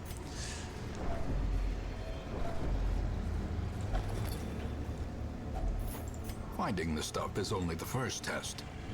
Now it must be carried home.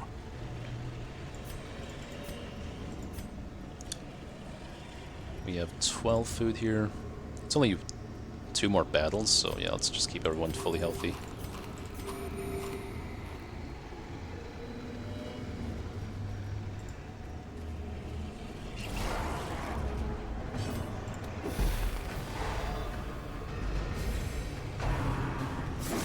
Okay, thank God it didn't happen again.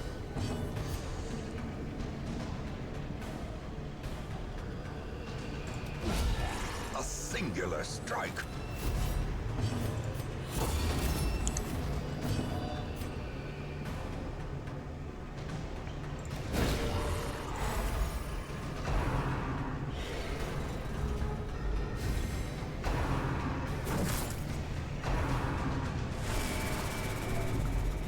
Just barely hanging in there, thanks to book relaxation.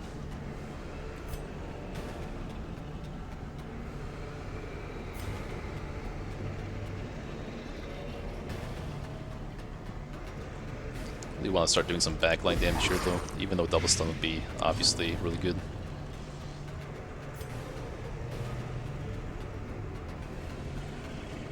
A powerful blow. That one's dead.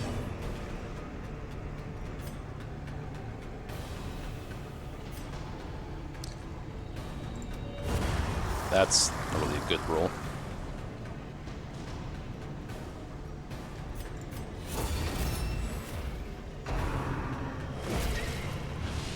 I'm surprised she hasn't acted out and stressed anyone out yet.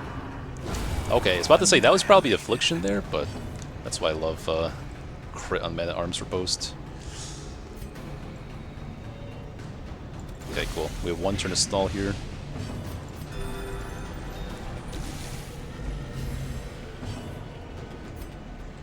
We can start stacking up protection for the next fight here.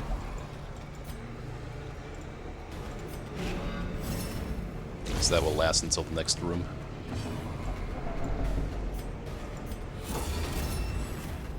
Nice 48 proc going to the next fight.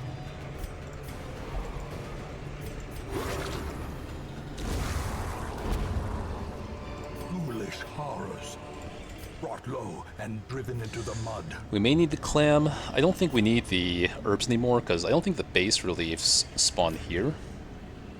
Everything else we kind of need.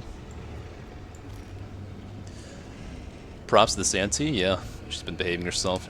She hasn't, she only, like, refused one guard and one heal. Well, maybe 2 heals. That's really pretty lucky result so far.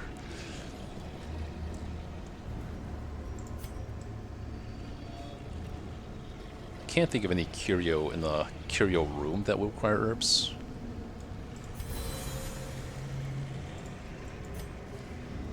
So I guess we're just done after this fight.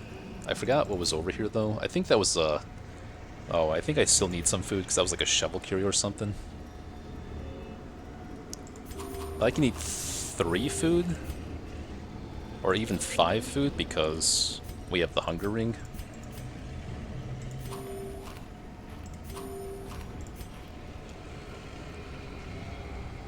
This is actually fine.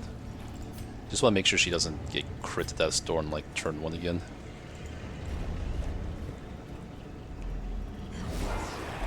Cool. Surprised. Should be okay. Since it's low damage, I actually think it's going to be a little more efficient to play grenade here. Kind of controversial. But when I don't have that much back rank damage, I want to get that ticking. This fish may have 2 turns. She's probably not going to have a turn.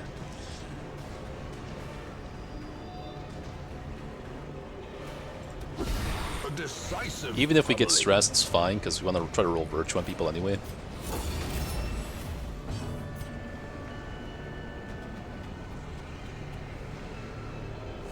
In which case, we might as well just go all in on the damage dealers, actually, by that logic.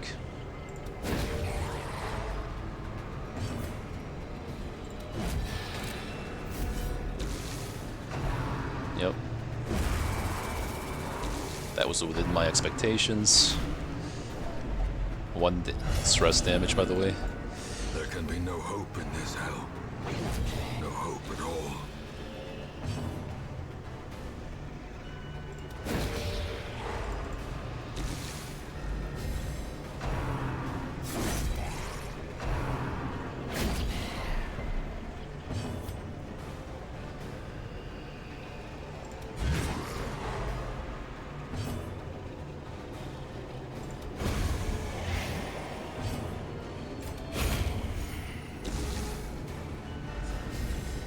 Could even maybe think about doing 1 more fight, honestly.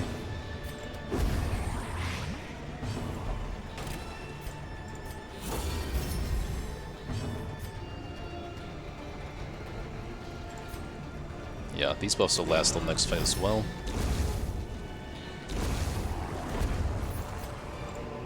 Remind yourself that overconfidence is a slow and insidious killer. What if we just throw away bandages, since we haven't used a single bandage all mission? What are the odds we actually get punished? There's no way, right? Haven't used a single one. Oh, actually we have 2 afflictions now? Never mind. I'm not going to risk it with 2 afflictions. Hopeless. Yeah, I already know what Hopeless does. Nope, we're not going to do that. So yeah, this is fine.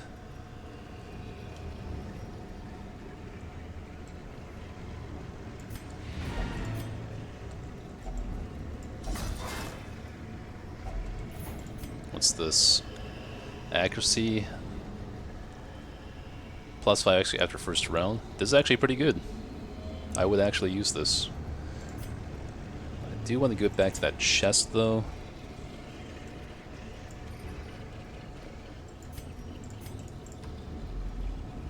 I'm pretty sure this was a treasure chest.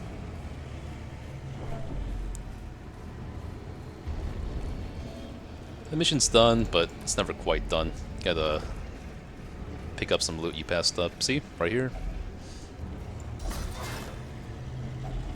There we go. Now I'm done. Unless I want to try rolling Virtue on these two. Nah, probably not worth it. Let's get the heck out of here. The pungent odor abates. The things are driven back for a time. It's quite a lot of gold. We hit the secret room, that's why.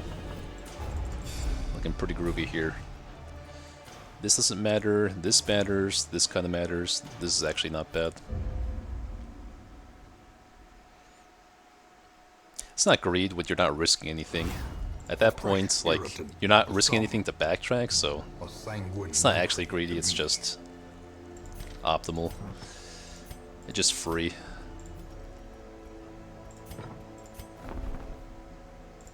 Might want to start unlocking more offerings in the stagecoach now that I have some gold.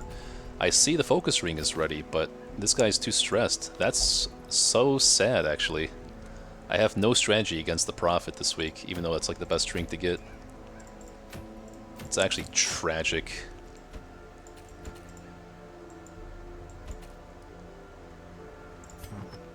It's beyond tragic.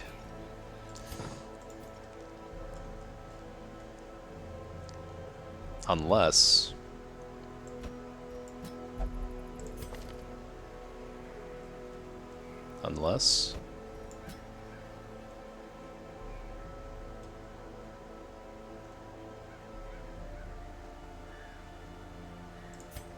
No, I can't do it.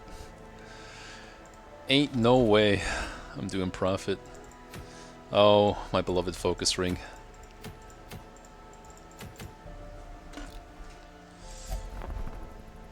We finally got an occultist though, even though he sucks, we can make use of the Demon's Cauldron. Ooh, Beast Slayer? Okay, this will be my second Houndmaster, I guess. So, might as well buy the bank this week, I'm thinking. Looking at the week 17 bank, not too bad. We could have bought it week like 11 actually, but decided to get our upgrades first. So if going to something like Silence of the Crypts, then I'd be taking another Antiquarian comp here. I mean, you're just going away. It is done.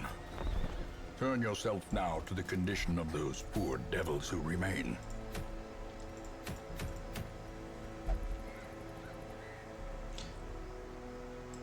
Could be time to take Bonnie out. Let's see. I could utilize this quest to level up 2 level 0s, but I would actually prefer to just do Antiquarian stuff. We could take her, and for Repose, we could take, like, not Highwayman, because I need him for a boss, but our, whatchamacallit, Duelist I haven't taken out in a long time. This could kind of work. If I'm putting guard on Duelist or something, then I really need some kind of insurance here. Armor piercing, 100% verse bleeding, doesn't do anything in the ruins. Minus bleed resist, that's bad. On our post hit bleed, again, doesn't do anything in the ruins. Is bank even worth it that early? Yeah. Well, it's a point of contention. I think that if I'm doing a 100-week campaign like this, getting the bank rolling early is huge, because as soon as you get 100k gold with the bank, you're pretty much set. Getting the bank early helps you get to that point earlier. I actually do have a spreadsheet that I can actually pull up my spreadsheet here and see how much gold I gained from getting the bank early. I can see exactly how much gold I gained from particular weeks. Let me see if I can find it.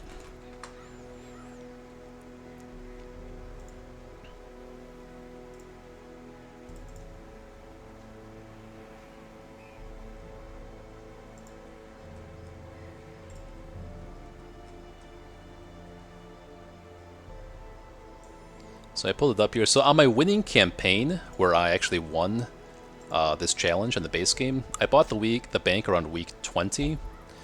And if I add up all the gold that the bank made me in the first like 15 weeks I had it, let's say.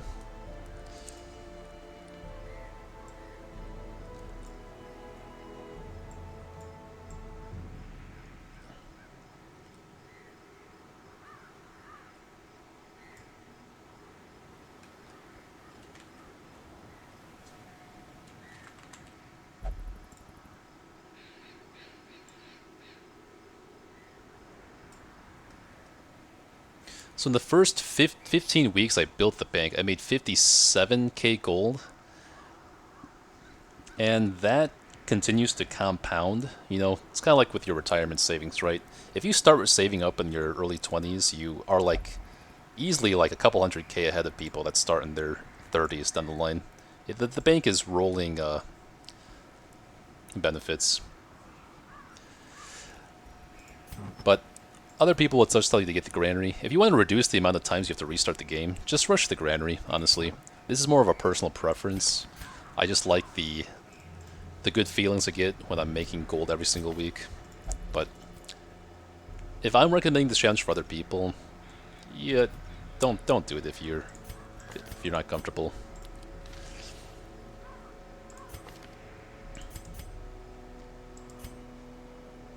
Yeah, as far as I'm gonna go out and say like this was the hardest challenge maybe attempted. I think it's the hardest challenge ever complete in Darkest Dungeon, doing this run the base game, but that's debatable. I actually have a, if you check my About section, I also encourage other people to play the same challenge. If you can beat my record of 2 retreats, then you can get, I'll pay out like $150 to $200 if you can beat my Death Blow Resist too. I don't think anyone's ever going to take me up on that, but that's out there. And from what I've seen in the new DLC, I will offer that same prize to anyone that completes this challenge on the DLC update too. Just because there is more work to do, leveling up 2 more heroes to level 6, even if they are OP, I'm willing to include that, just so there's more life in the game, more challenge runners. I'd love to see other people doing this challenge. At the moment, I think I'm the only one. Don't have the DLC yet? Fair enough. It's like $8 or something like that.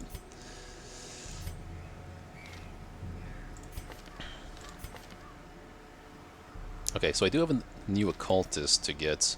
I have taken occultist dance teams to moderate success with Antiquarian. Might go for that again here. Maybe Bonnie will have to sit out another time. Who am I giving up though? Hard Noggin, Fast Healer. Let's see what these guys were again. Don't think I need this one. Thin-Blooded Egomania, not worth it. Armor Tinker, it's worth it just to have an occultist on my team. Although, having a level 0 occultist taking additional 15% stress is kind of worrisome. He's already taking like plus 20% stress. It's either 15 or 20% stress as a level 0, so that's super risky. Yeah.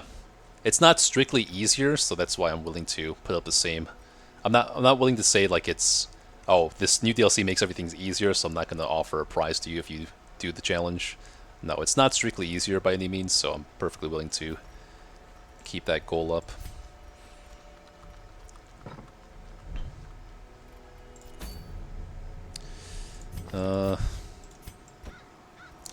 Let's see about level 1 Vestal here. With a Grave Robber, maybe? I have one that's good in the Ruins, no? Yeah, once this one is done at level 3, I can just dismiss her, because the damage is okay. It's not, like, crazy. This is a pretty risky team, because I'm using an Antiquarian strategy with Duelist, because I would do Highwayman, but again, I only have one Highwayman right now, and I have to save him for bosses, so I'm not going to do that. Actually, I don't need this Houndmaster. Another soul battered and broken, cast aside like a spent torch. Repose is good against the Prophet? No. I feel like the Prophet you kind of have to go with like protection stacking with Man-at-Arms, or damage reduction with a combination of like Occultist and Leper. That's the preferred strategy I use in Veteran and Champion. I think it's like you have to have some way of dealing with the damage, not just rushing the Prophet down, in my opinion. I think he is one of the more challenging bosses. I think he is, out of veteran bosses, he is the most challenging, because your damage debuff strategies aren't going to work as much, just because the skills aren't leveled up that much. So the amounts of damage debuff you're doing is not as high, is the issue.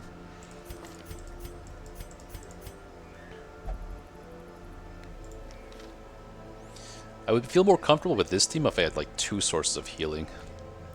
But maybe I don't take Anacarian this week. Maybe I just focus on getting some level 0s to level 1.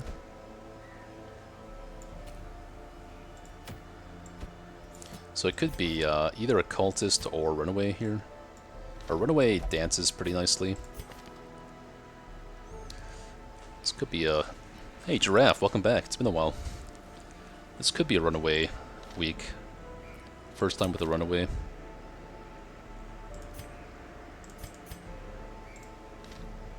I do feel like I want a Vestal for the Prophet, like a level 1 Vestal, so let's prioritize that.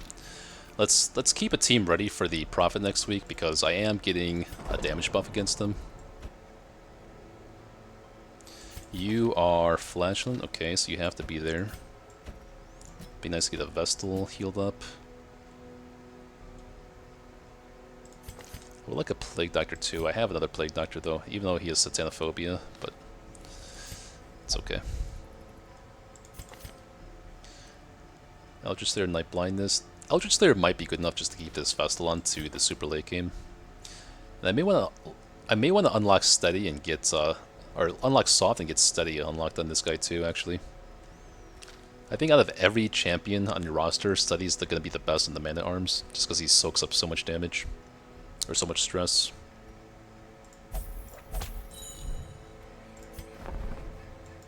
If I do buy the bank this week, though, I'm going to want to take an Aquarian, but if I don't buy the bank, I can just farm the last 3 portraits here, and then buy the bank next week.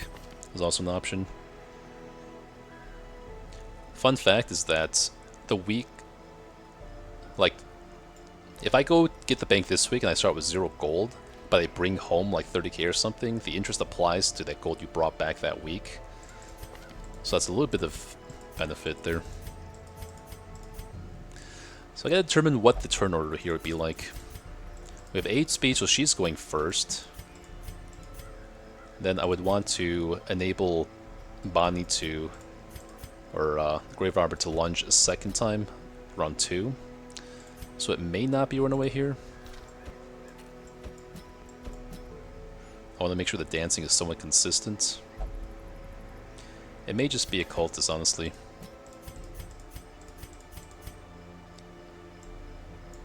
That way I can get 2 level 0s to level 1, that's pretty efficient.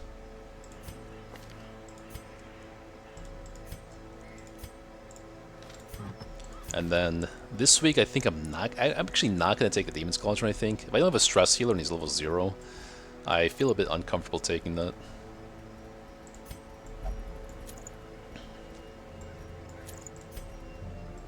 Take speed on you and accuracy. General accuracy, I guess.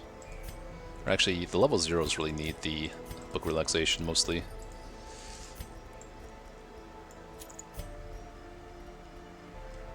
You don't have any accuracy here, so we'd have to give you Warrior's Cap.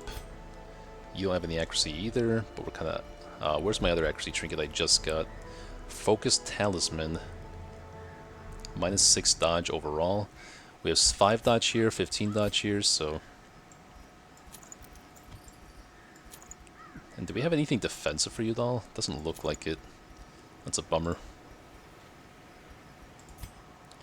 We'll live. We have 2 sources of healing. We can always go to the back ranks if things are looking unsafe. I think it should be okay. Damage reduction never worked for you? Yeah. It's well... I think it tends not to work in Apprentice as well, because you're only debuffing for like 10%, 15% at a time. But in, like, Veteran Champion, you can easily debuff his damage to like 0 after a few rounds. And that's why I like to take... Some people like to take Arbalist in that fight, because she can debuff his accuracy and crit. I like Vestal, because in the other rounds, he's still doing a moderate amount of damage. And it comes to a situation sometimes where you just have to like use Arbalist's turn to heal for like 4 every round, instead of like 12, 15, 20 with Vestal. It's a debatable topic I have with other challenge runners. Okay, I think I'm going to take this team. Let's just do it.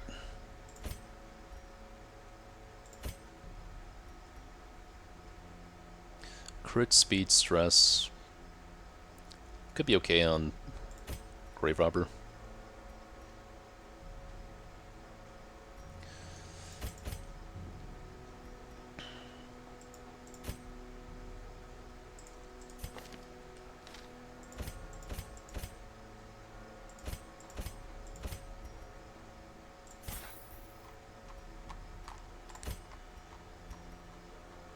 I'm definitely hitting meditation. Maybe something like meditation, preparation,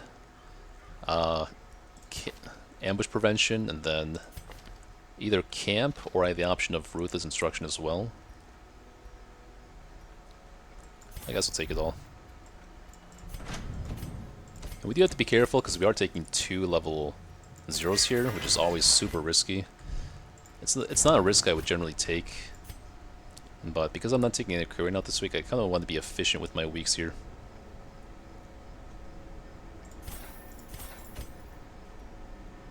Oh, this is going to be so expensive. What the fuck?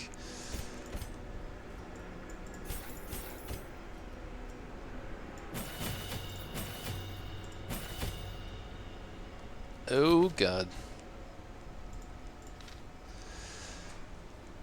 I gotta try double Musk Arbalest against them.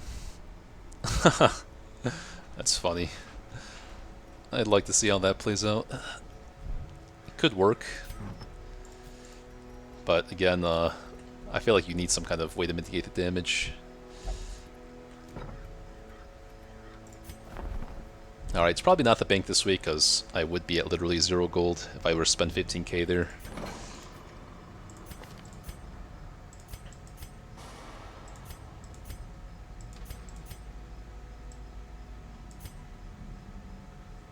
Could get Stress Eater off. Okay, I gotta do this. Dark Temptation, Eldritch Slayer. No brainer.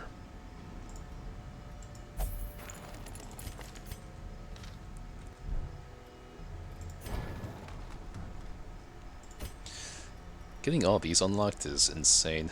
I don't even know if I'm keeping this duelist past level 3, so I think I'm gonna actually skip it. Guess it's time to unlock more trinkets too. An increasing stockpile of curious trinkets, gathered from forbidden places.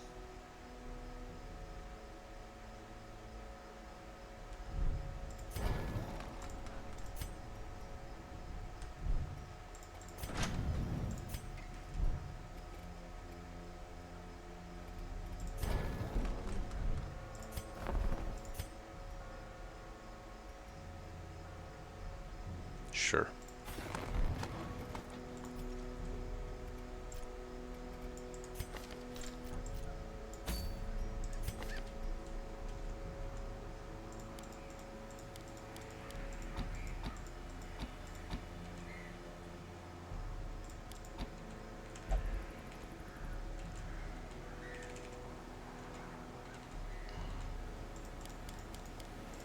We can't use Demon's Pull in rank 1, but we easily dance to rank 2 by like round 2 if we have roll interest a second time, or if she goes ahead, so we can easily enable Demon's Pull.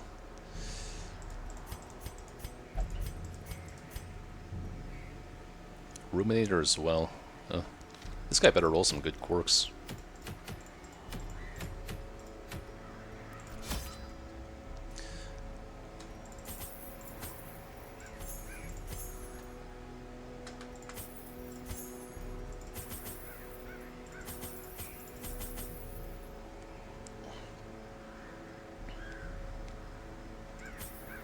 We literally could just buy the bank here.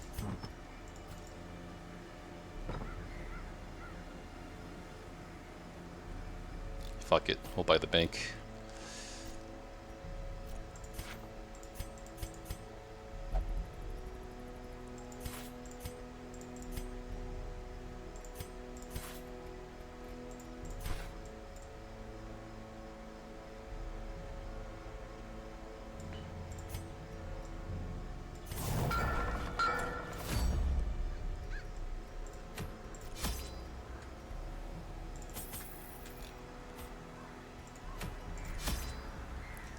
And now we're dirt poor. Better do some work, bank.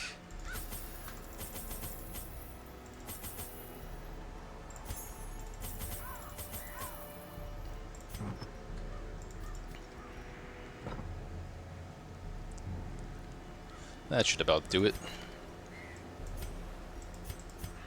10 speed, 6 speed.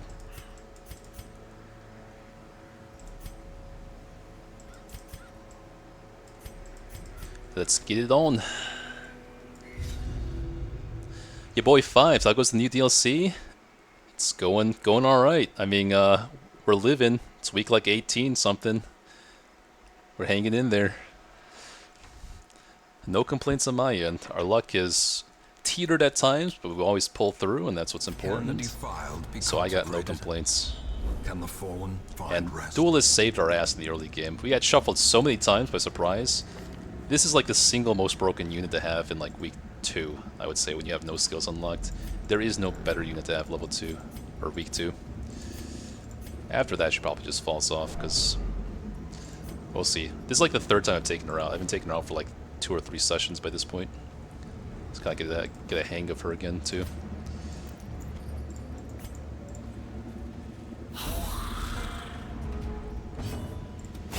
Obliterated. Good start.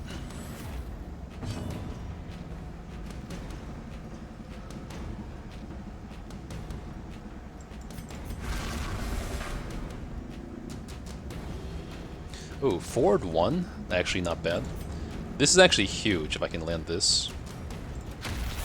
That's insanely good. That's OP. What the hell? Oh, BRB.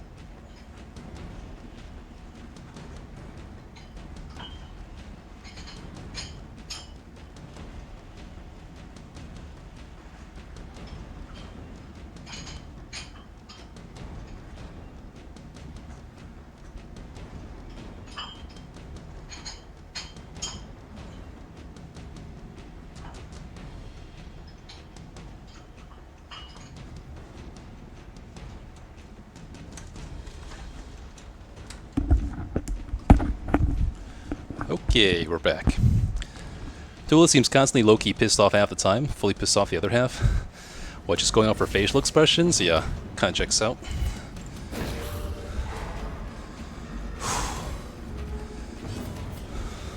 Huh. You go first. 20% chance of stun. Looking at 60 over here. Cool. I'll take it. Destroy. Hey, I guess I do have stress healing on this team. What do you know?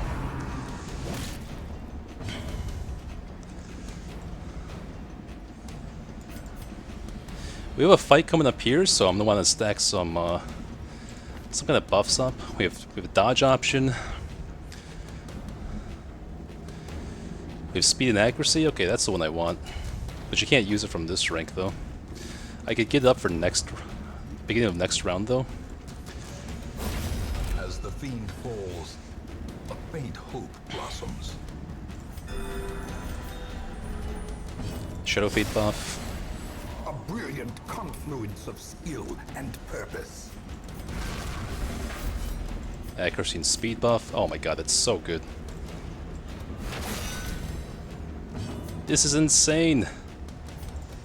Another one falls. Foolish horrors, brought low and driven into the mud.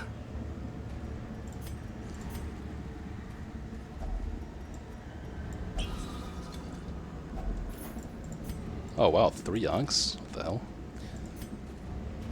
Alright, check this out. 2 rounds of 4 speed, 10 accuracy. 2 rounds of 12 dodge. This does kind of fuck up my dance order though, unfortunately. But I can still make it work.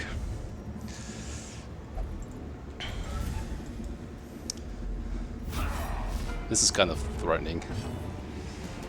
Okay.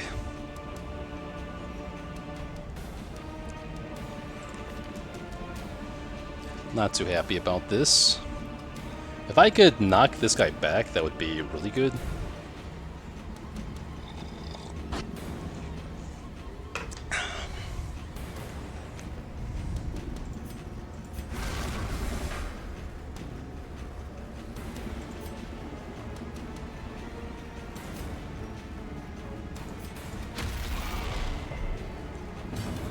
Bad stuff. Good stuff. Okay, if I pull here, then I'm all set. Okay, we're chilling.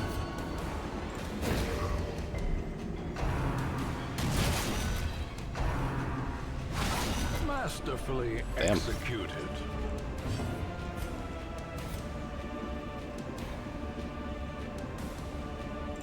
Press this advantage. Give them no quarter.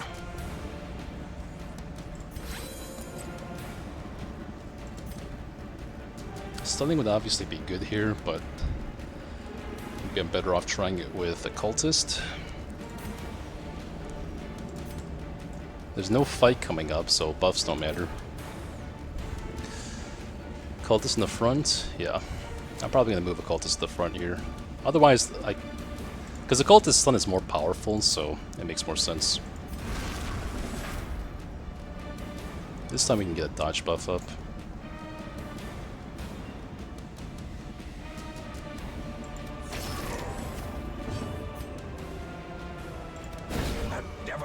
Okay, that works too.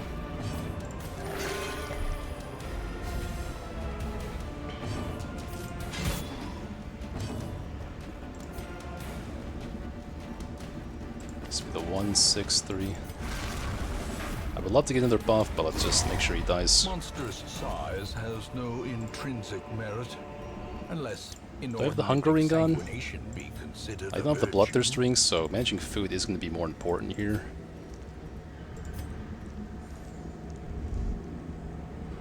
I do need gold though. It's a huge priority. Sickly, tuckered out, Hylomania.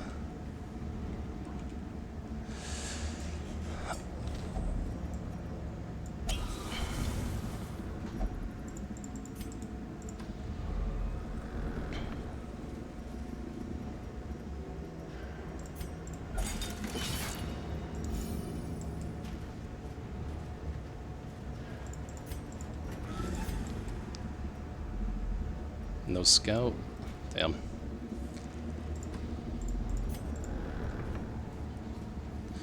Probably not gonna do the Shambler with 2 level 0s. Even though Dance Team is quite good for him with Riposte. Machinations spring to life I mean, we'll keep it in mind, I with a guess. singular purpose. Oh my god, is this like 3 dungeons in a row with a secret room? Right when I got the bank too? Like, man, you shouldn't have. All for me? There's an argument to camp here to get some scouting buffs up, actually.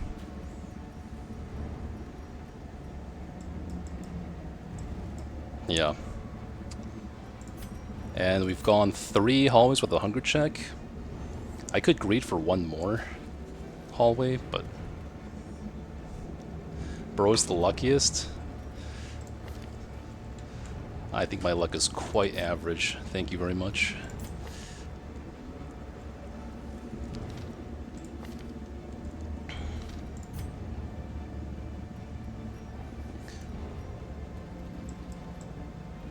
If I hit a hunger check in this hallway, then I'm kind of sad, but I could just do 1 more hallway and skip the secret room for the time being. But if I don't get the hunger check here, that's sick.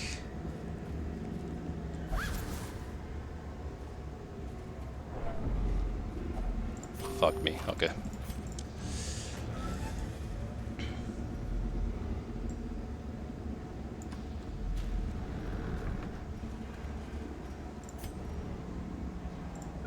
So we're gonna backtrack for the secret room, because I don't have any room really.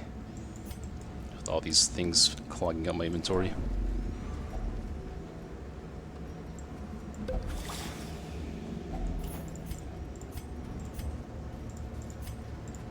I miss out on a scout here potentially because of not camping. Yeah, so that sucks. Camping now helps Vestal not afflict potentially.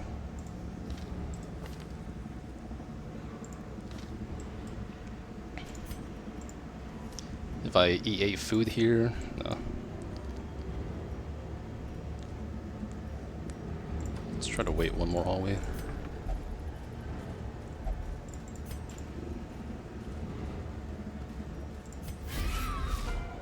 Okay, it's not bad.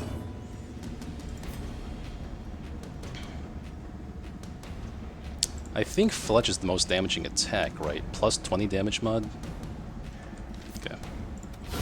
Be gone, fiend.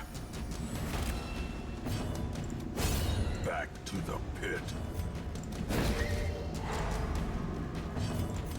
A momentary. We would have wasted camp buffs on this fight anyway, so I guess it works out. Can stack up some really nice buffs for the next fight again. Their formation is broken. That's a lot of damage though. Maintain the offensive. Would prefer if that didn't happen. I don't really want to eat food here still. This could be a scout. Okay, it's fine. We can heal off that stress.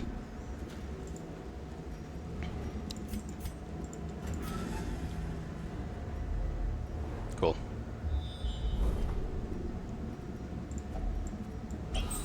Okay, probably camp now.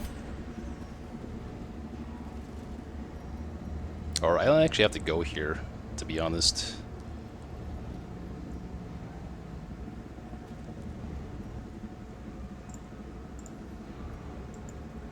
Oh, hold on.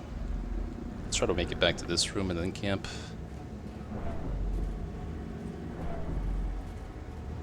No hunger check. Beautiful.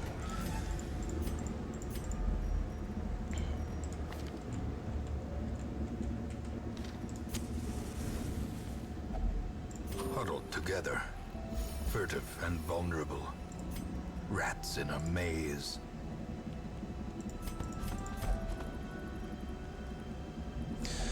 Speed on first run is actually not great for my turn order, but it's working out okay. It's only for the first round though, so let's think about maybe not doing that.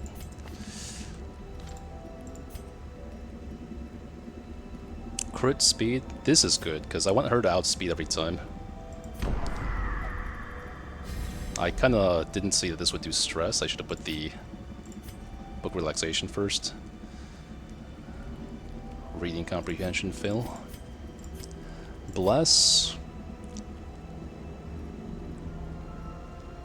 Or meditation, yeah, that's what I want. For sure. I need the sanctuary. Otherwise no, I have to do this.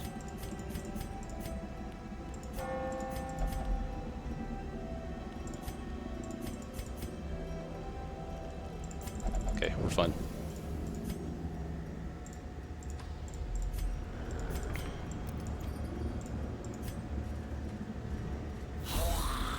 Easy.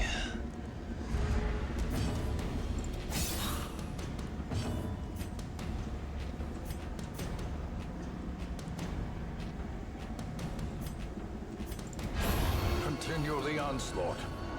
Destroy them all.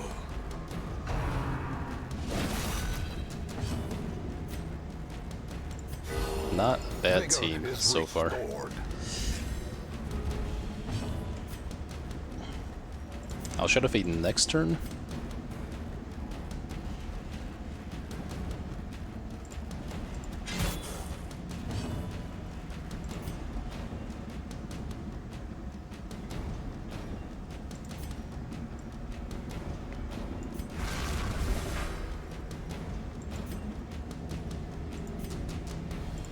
Confidence surges as the enemy crumbles. Okay, Shadow Fade probably would have fell off anyway. Be wary. Triumphant pride precipitates a dizzying fall.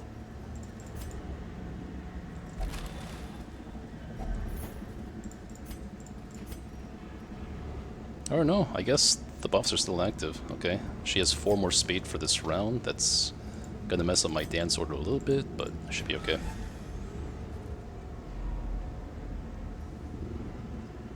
I actually need to see if the Curio's in this hallway, but we can go this way first. We're gonna backtrack for the secret room anyway.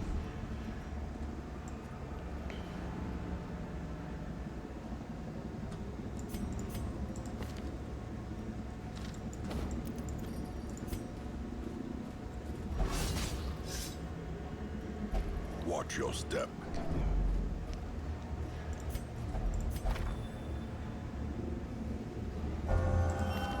Pretty good, actually. That may tip her in my favor for keeping her around the late game.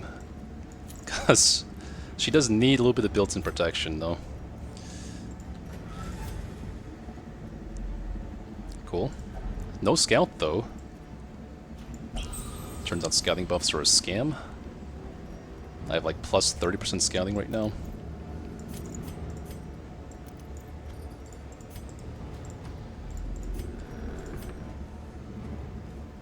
I could just be going this whole area for nothing if the Curio's in this hallway, but it's okay.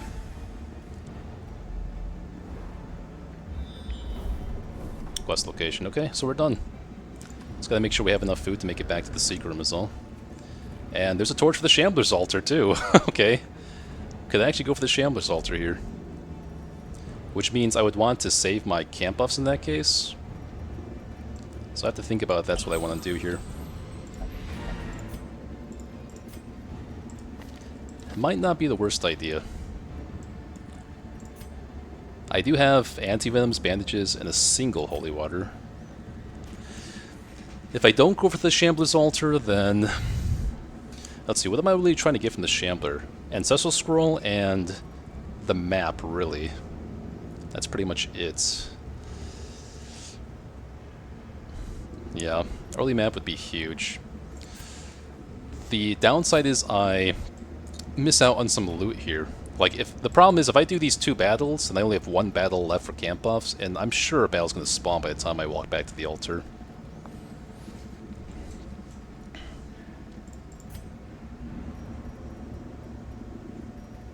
I think it's more important to get guaranteed loot. Even if I do get the map, it's really hard. 10 accuracy, 10 dodge, 7 crit, 2 speed. It all looks really nice. It all sounds really nice to me.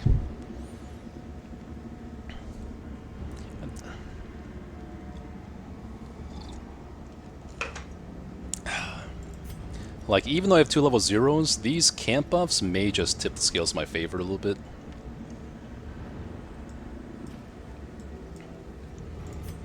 Okay, you know what? I'm gonna do these 2 battles first. And then we'll see. I want the guaranteed good stuff. And maybe we even heal off some stress with these fights, who knows? Oh, fuck me. Maybe we get the box, though. Fear consumes the mind. Oh, come on. Okay, well, if I don't roll a virtue here, then it kind of, like, answers my question of whether I'm doing the Shambler or not.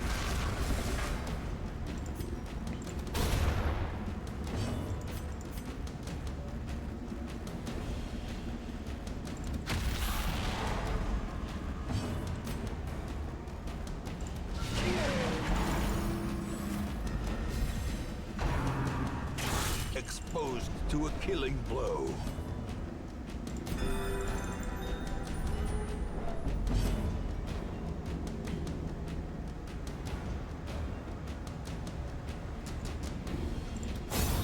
Annihilated. I was smelling a crit there, to be honest.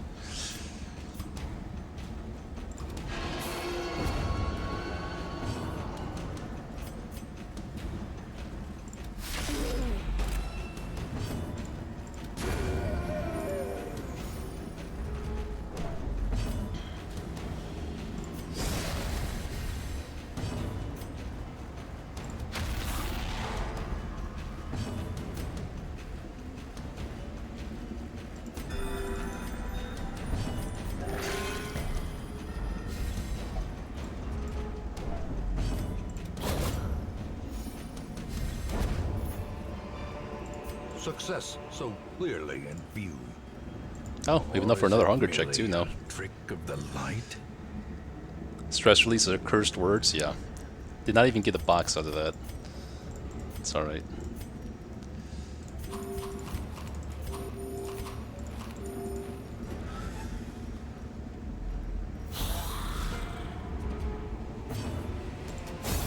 Decimated. If it's the virtue, I go, maybe. But no, it's very unlikely the virtue on the level 1. No hope at all.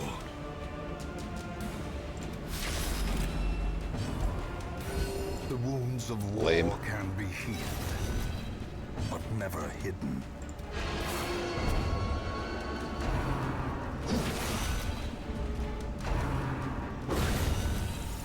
Nice. Well struck. Okay.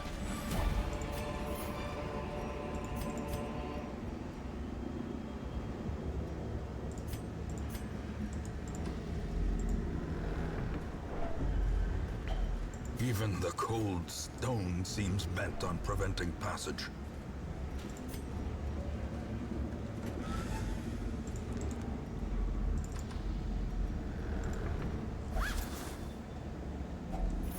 Wealth beyond measure, awarded to the brave and the foolhardy alike.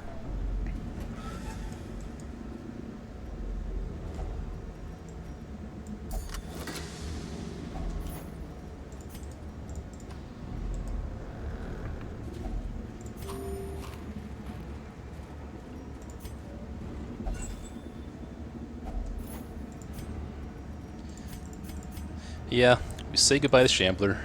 Oops.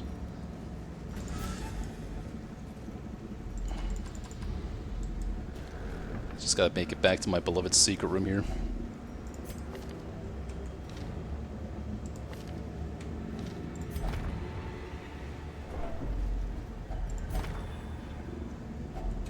Glittering gold, trinkets and baubles, paid for in blood.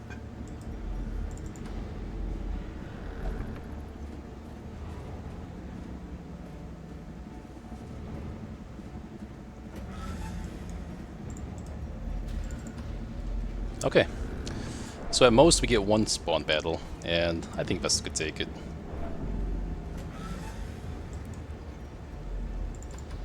Okay, we're good. I was trying to roll like maybe a good cork on her to see if she was worth keeping around, but right now she has nothing going for her. Got the last head.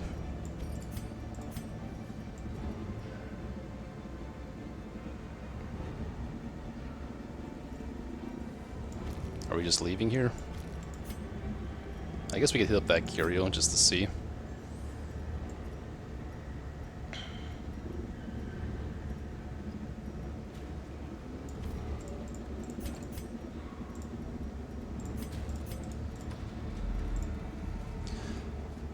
March, she's friends, she's as well afflicted. I pay so little attention to the barks now because of these speed mods, they just go away so quickly. It's been a while since I read the barks.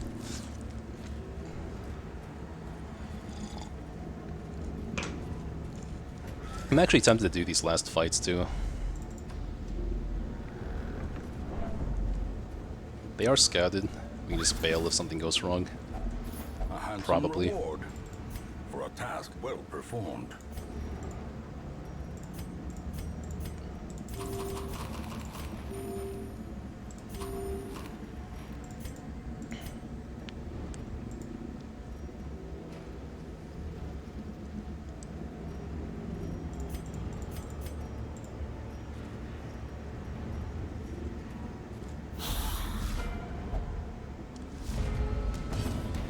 Nope, no double goblet, guys. Luckily. Executed with impunity. Another abomination cleansed from our lands.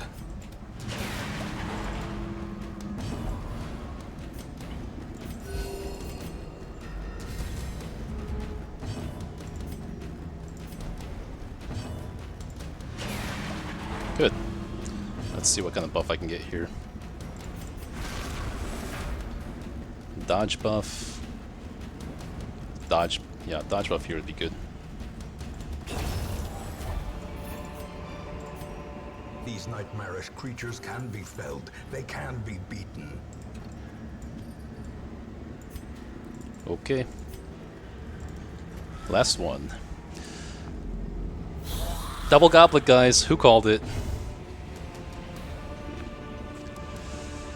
Oh, welcome. By the way, Soup Sush Chest TV.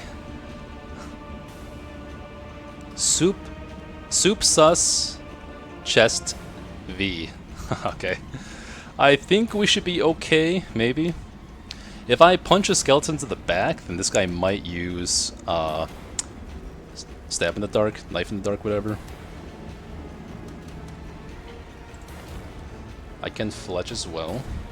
If I fletch, then I can, instead of stunning, I can pull to the back. But yeah, killing one of these guys would be really good. It's definitely going to be transformed, though. 9 to 12.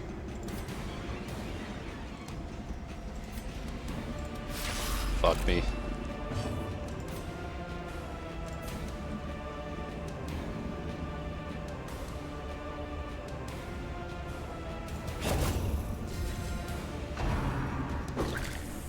You know how to target them.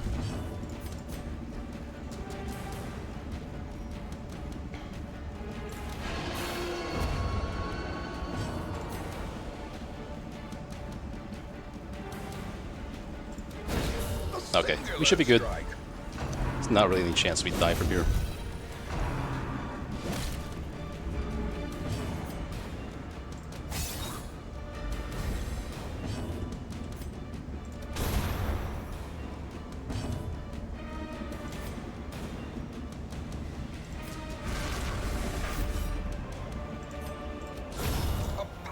Cool. She doesn't need any stress healing next week. That's a pretty good reward for what I went through, I will say. I'll take it, man. Oh, it's another curio here. Do I risk the hunger check on a single tile to see what that thing is? Maybe, man.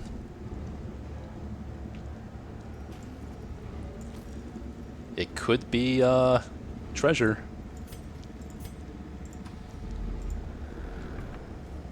Nice! Fortune favors this kind of decision making.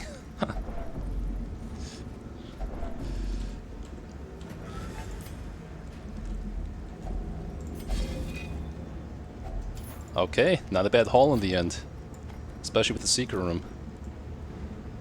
Not too shabby. Let's get the heck out of here. This day belongs to the light. 30k? Not quite.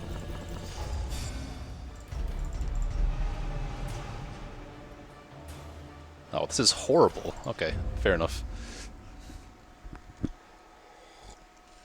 So notice we left with 0 gold last week, we took home 20k this week, and now we have 4,000 gold in the bank. We made like a couple hundred gold here. Actually, hold on. We made about like 1,000 gold from the bank this week. I'm not, like, in my old spreadsheet I used to calculate, I'm not going to bother for this run, but yeah, that like gold here and there is going to help us start getting like the gold rolling for much higher interest. Tomb of Healing. Wow, what a spread this week. Unfortunately, I can't really go for any of this stuff because I'm still poor, but appreciate the sentiment. I don't have a bounty hunter anyway, so I wouldn't make use of the talent for a long time. Could probably find like a moon ring or something by then.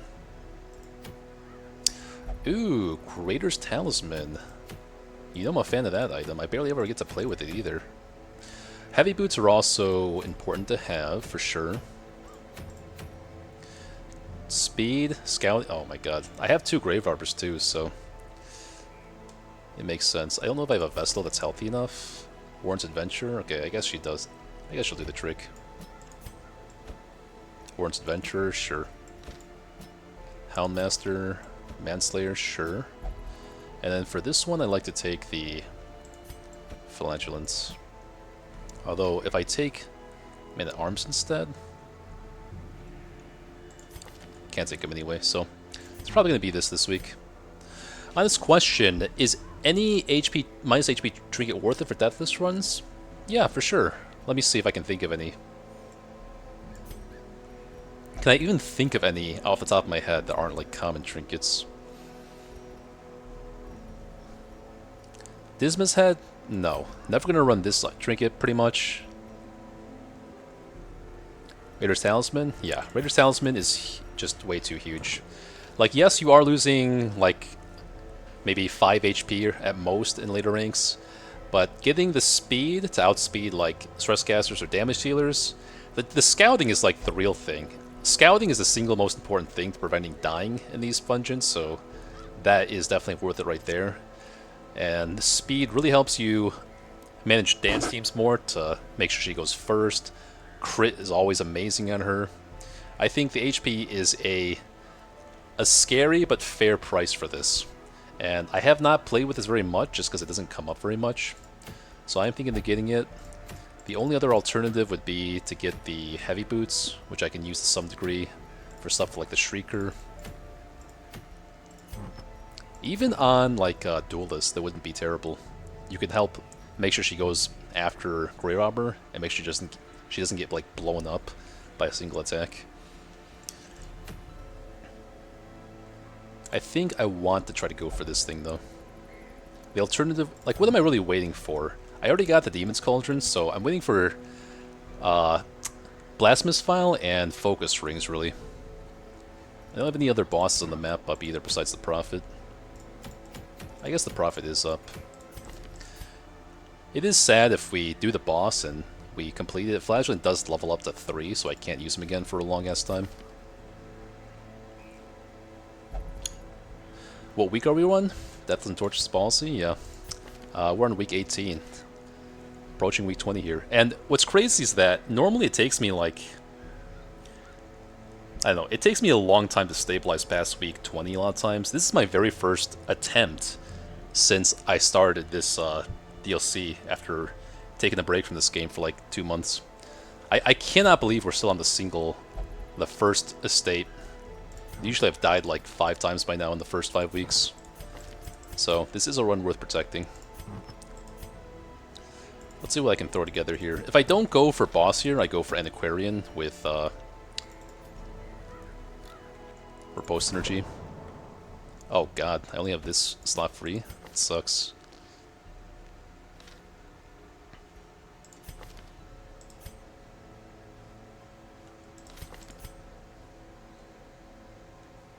I do have a spare grave armor, so Vessel's the most important one here. But who's here? Let's explore the Yips. Musical, Wheel Explorer, Cove Explorer. Okay. He's not great, but I do want some repose characters to kind of synergize with some of the antiquarians I have. I think everyone else is more important here. I have an antiquarian healthy, right? Yeah, I have like one here. Let's see what my classes are looking at.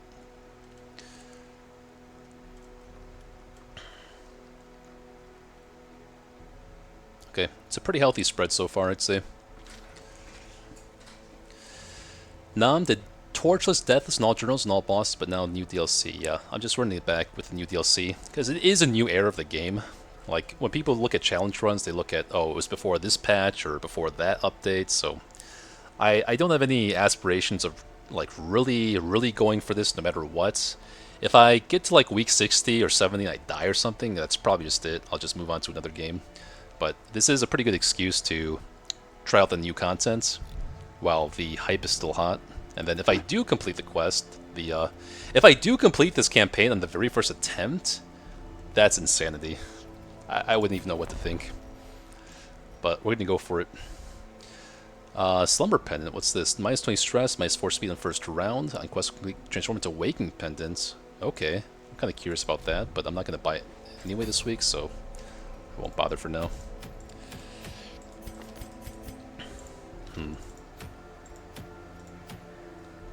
If I wanted to take Antiquarian this week, what would it be? Beastlayer and Highwayman actually does make sense. Oh, they wouldn't have a Highwayman for the Hag in that case. She's almost leveled up. Jester synergy is one thing. Not that exciting to me, though. I really want to kick like one person here for a Highwayman. If I could. Oh, you're just awful.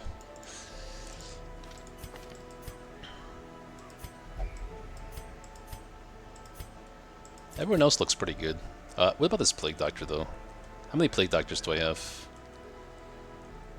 1, 2? Yeah, I don't need this Plague Doctor. Hard Noggin.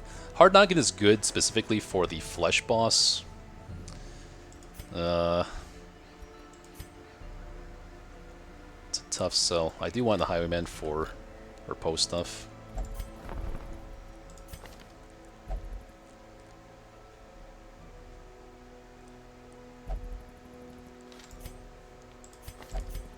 Hard Noggin. What else could Hard Noggin be for? What's the torch symbol in the ruins? That's because I did a quest there that gave me an event this week that gives me extra damage and EXP in the ruins. So the torch indicator means that I have a buff in that region this week. But I have no need to go there for now. Hard Noggin saves ass against the Butcher Pigs. Yeah, that is true as well. The Butcher Pigs, the Prophet even. Like I don't really like taking Plague Doctor against the Prophet, but if I don't have a Houndmaster, I do take her. Or their bosses. Doesn't do anything for the Cove bosses, which I do like Plague Doctor for. I don't take her to like... I sometimes take her to the Brigand Pounder, but there's no stuns in that region either. Yeah, it's really only for the Warrens, Hard Noggin. But I feel like I can roll something better.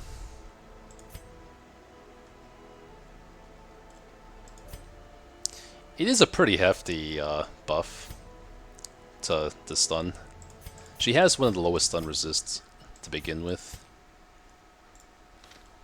In which case, maybe she's just getting stunned most of the time anyway, so I don't care.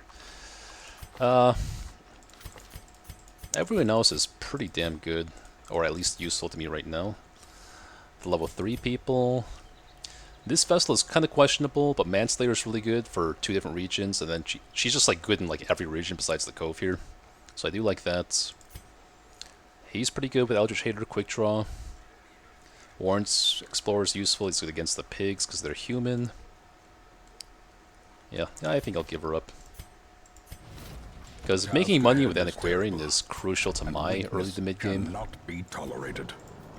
I'm gonna go for that. This is my only other Apprentice Vestal right now.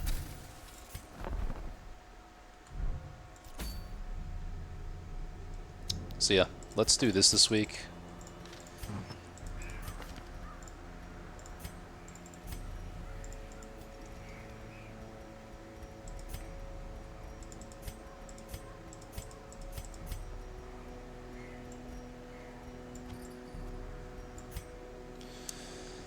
Minus dodge, accuracy.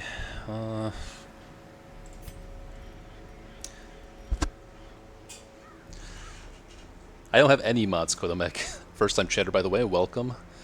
Wait, no, I do have mods. What am I saying? I have a Torchless mod that snuffs torch automatically, and I have like 2 speed mods. I don't know how to... as a streamer, I really should figure out some of these commands. If you want to see mods, I should list them, but you're the first person to try to use that command so far. That's true, Jellyfish do stun also, but I've already dismissed her, so...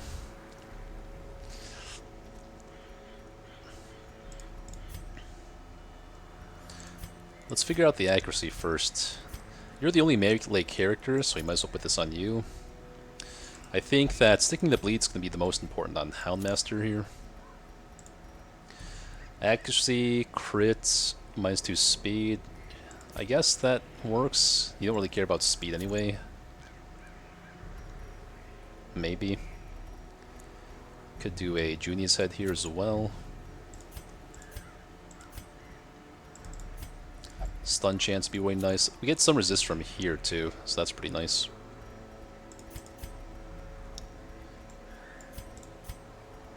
Crit here would be pretty nice.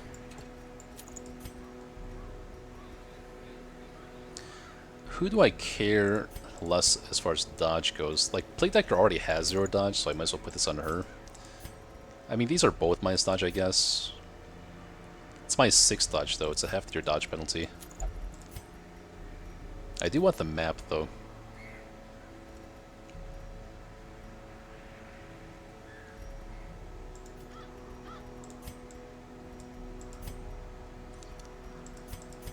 I have technically 4 sources of healing, so even though I don't have mana arms to help me here, I think I'm pretty good.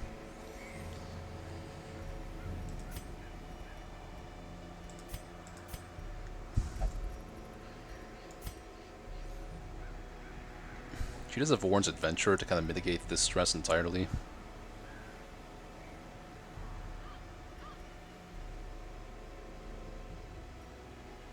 Stun is also an option. I mean, the walk to the boss shouldn't be like that bad, usually in the Warrens.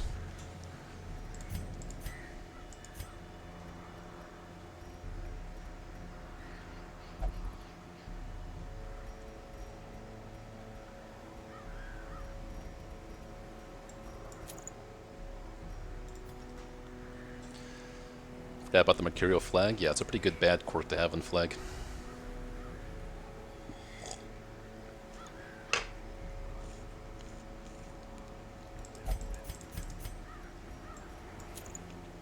Let me think about this. Let me get their skills for now.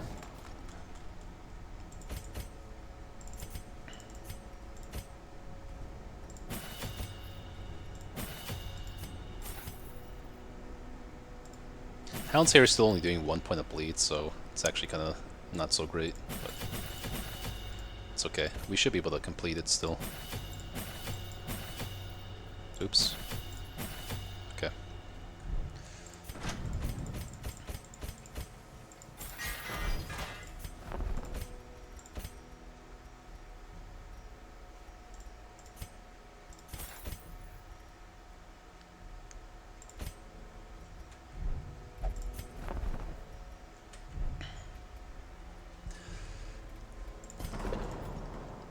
Yeah, exactly, Samson.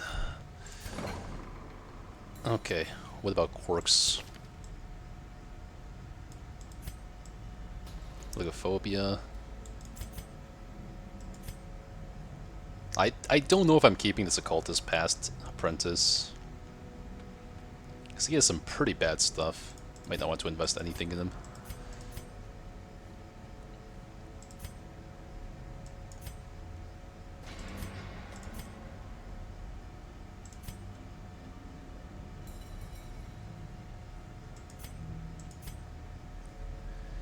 Could be Stress Eater, could be Automonophobia. Oh, Necromania? Beast Slayer?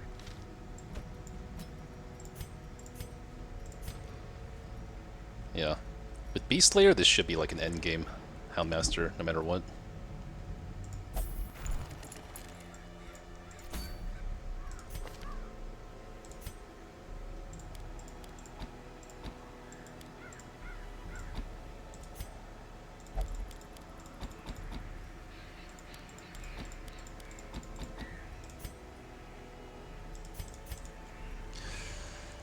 Yeah, the cultist. I kind of just need someone to put the Demon's Cauldron on. I couldn't even put him on when he was level 0 because it would have been way too much stress. Poor Bank. He has nothing to work with. I have to get like full supplies for this fight. How sad. Let me actually start selling some stuff I know I'm not going to use. That's pretty much it.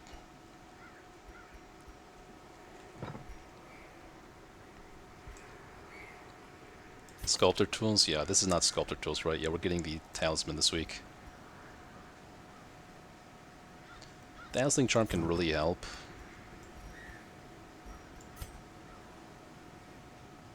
Healing helps mitigate damage.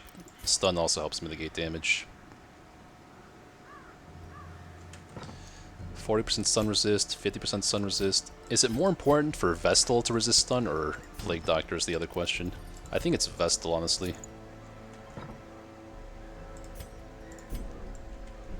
But we could just Eve space out the stun resist. 20k provisions? Yeah. I stray heavily from what I see other people do in this game. I go all in on provisions for survivability, and then I use the bank to rack up my gold. Because I really want to survive. Losing the run at this point would be pretty tragic. Maybe not like a full stack of these, though. Yeah, actually, let's do that. You're right. We don't need that much gold. Or that much stuff.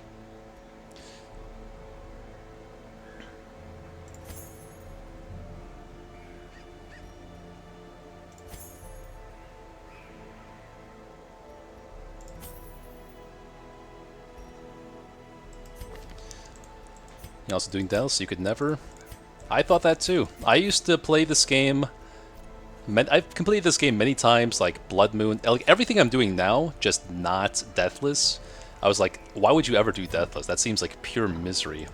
But then I got inspired by another streamer, Ash Gaming Tales. He'd only completed the game like once or twice, and he started doing Deathless. He's actually getting pretty far. It was like, I had like 1,000 hours in this game. If he can do it, why shouldn't I be able to do it? So he was the inspiration for me to do Deathless. You just have to see that it is possible. At this point, not doing Deathless is not enough of a challenge for like most challenge runners at this level. I know very few challenge runners in my circle that don't do Deathless at this point. It's kind of like one of the only ways to keep things interesting. Other people will do things like no healing at all, besides food or camp or something. My zeal for blood rituals Deathless teaches a lot more than the base game. Yeah. No healing is wild? Yeah, I can agree. No healing is pretty respectable. It doesn't interest me as much personally. The limitation for no healing is kind of arbitrary for me. What I like for this challenge is like, you experience the full totality of all the game contents in the way that the devs like kind of meant it. I get to see torches areas, torches trinkets. I get highlight areas too in the Crimson Courtyard and the Farmstead. I get to see every single boss in the entire game, get every single person in the roster level 6, all journal pages. It's the most comprehensive run I can think of. When you do something like no healing or like, you know, one of each character, it's kind of like you're playing basketball with one arm tied behind your back, right? Is maybe like a poor analogy.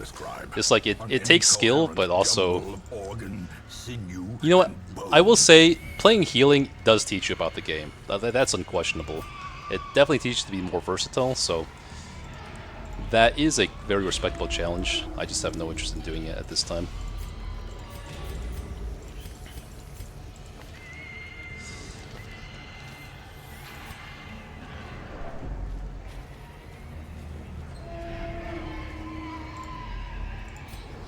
Nice scout, even without the map. Perfect.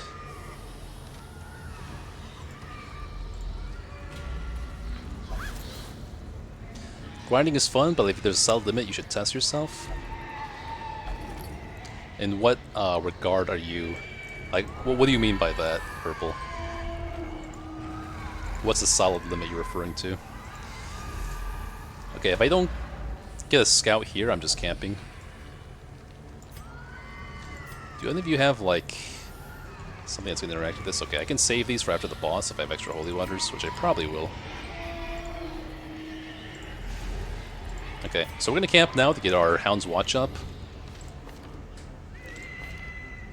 We get some other buffs going.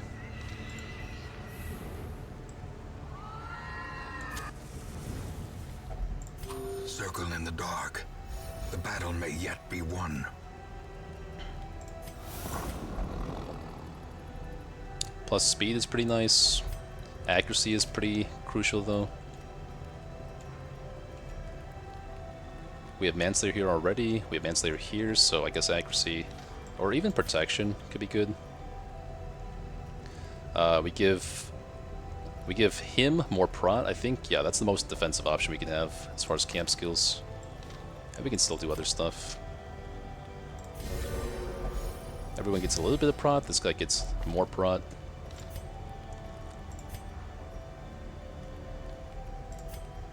And then accuracy makes more sense to me.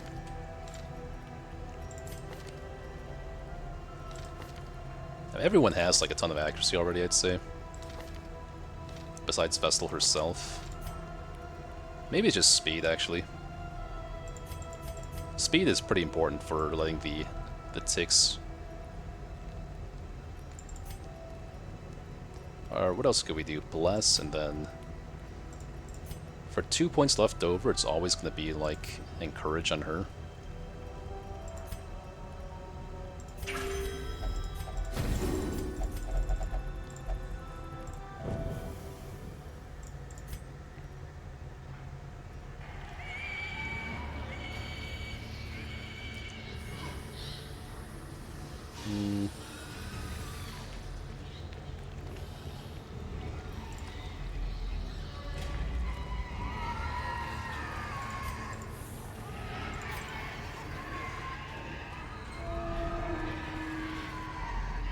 Grinding no heal, it's a tad too much. Sounds kind of boring. That's fair. Alright, BRB.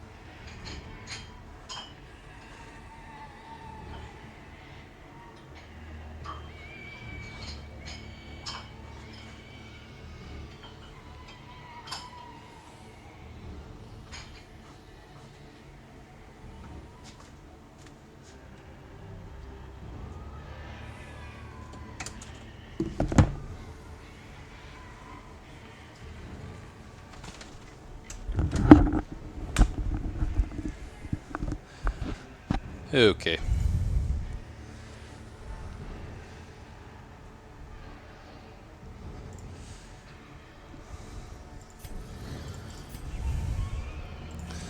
Looks like it's boss time.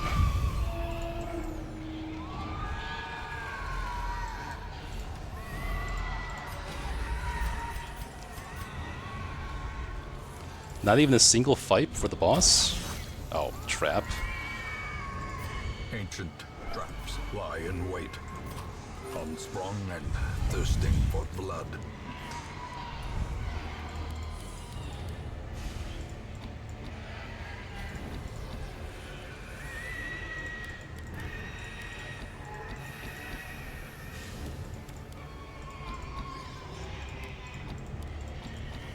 Okay, that should be good.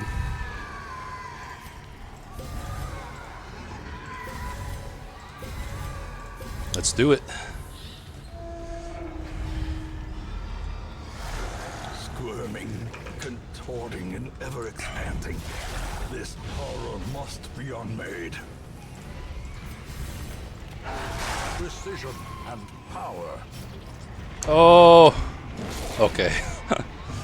That's always scary.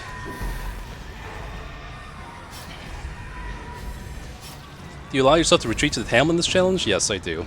In the last campaign I won, I had a total of 2 retreats to the hamlet. So I think that's a record for as far as anyone doing a challenge run even remotely similar to this. So that's why I offer a $150 prize if you can beat that. Because I want to see people try to do that. Let's see. Our chance of stun is 70.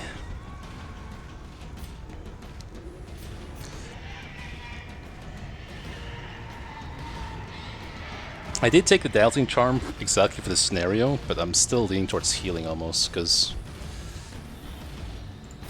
70... I guess 70 is fair. Good.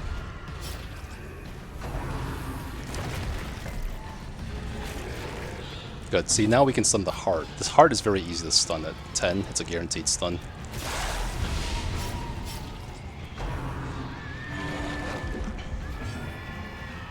And because this butt can't into rank 1, I know that Flatchen's safe here.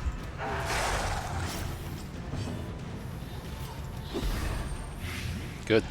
Land the Blight too. Definitely stun the heart here. So whatever pops up in the heart's place next round is stunned. And we can also, as long as she doesn't get stunned, okay, thank you Stun Amulet, see? There you go. Okay, it's a little bit scary. Uh-oh. Uh-oh. Okay, if that was a crit, we could have been in trouble. But now we should be safe. The fight's, like, pretty much over, I think. I think it is just over.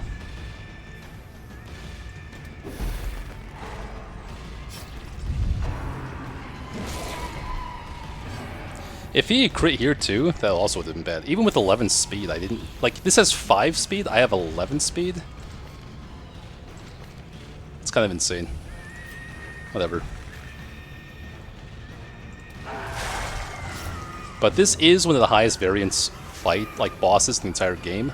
Like, if you're doing a Deathless challenge, people are really scared of this boss. Just because, like, the crits from the maw and the butts is kind of insane. What people like to do, what I've seen other challenge runners do, is you replace Vestal in this team with Man-at-Arms, and then you protect someone, like Houndmaster protects someone, Man-at-Arms protects someone, and you just try to keep them safe that way. I prefer to take Vestal, because you don't get much damage or healing in that strategy if you're, spending turns guarding every turn. I don't know. Personal preference. Its destruction is a small consolation, given the implications. Because I've gotten, with a team comp similar to this, like usually I replace Flatchen with Man-at-Arms and Veteran Champion, but I've gotten crits so many times with a team like that, and Vessel just heals everyone up to full HP, while everything else is stunned.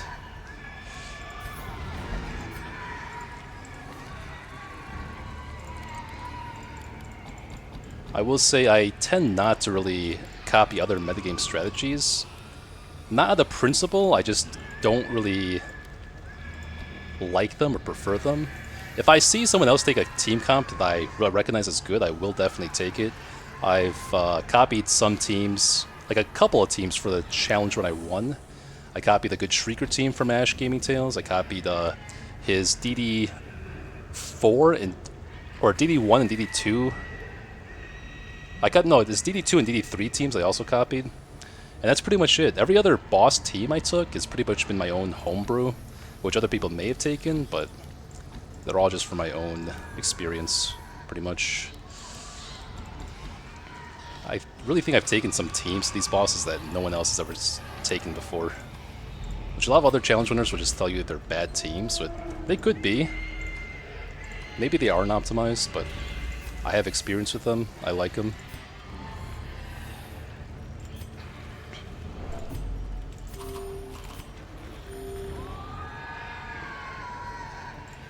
You should be okay here. Vestal can get some heals in.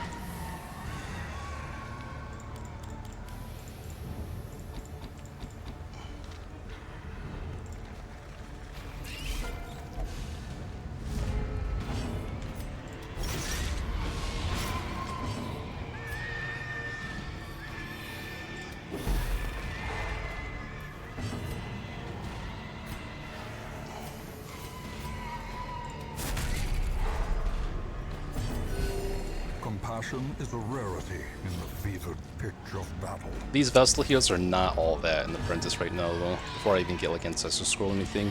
That's why I have to go for a Dazzling Charm instead of more healing.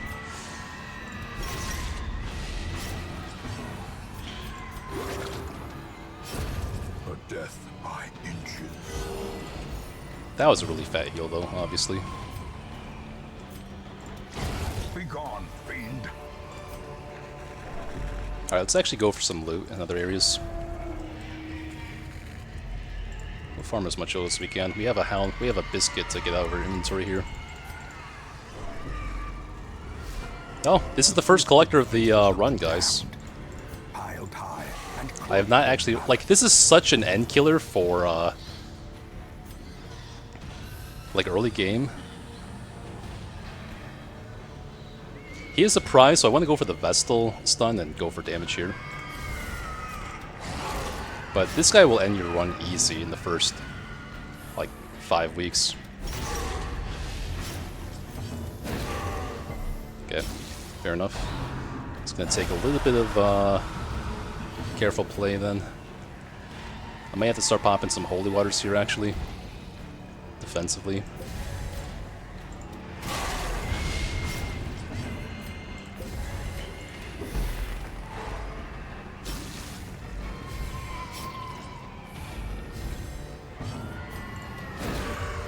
Good. Should be safe.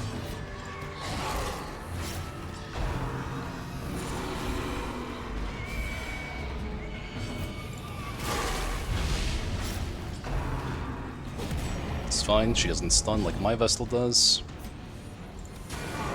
He should outspeed his own guys.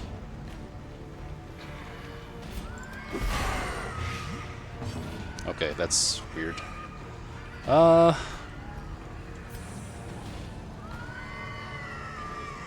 It's this how I'm... Okay, there's no way I die, but... I guess speed of 3 here, speed of 5. It's either stun here or just heal for a little bit for the end of the fight. It's a decent chance of stun. Okay. Didn't matter. As the ghoulish collection scatters, the rats protect That's the it. feast. Sure, I'll take it. It's free.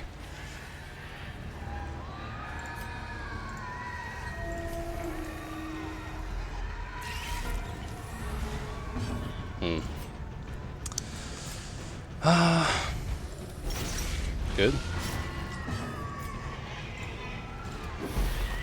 Good. The speed buff on Flatchin actually kind of mattered here. Slowly, gently.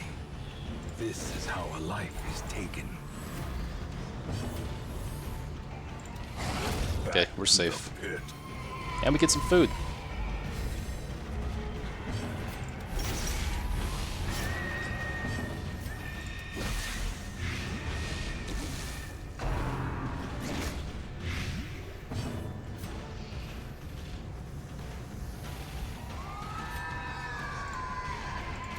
confidence surges as the enemy crumbles.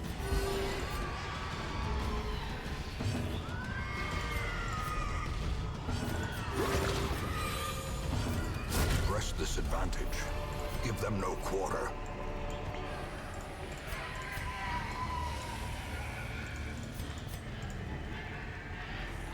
Could there be argument to take the torch in case we see a pile of skulls or a Shambler's altar?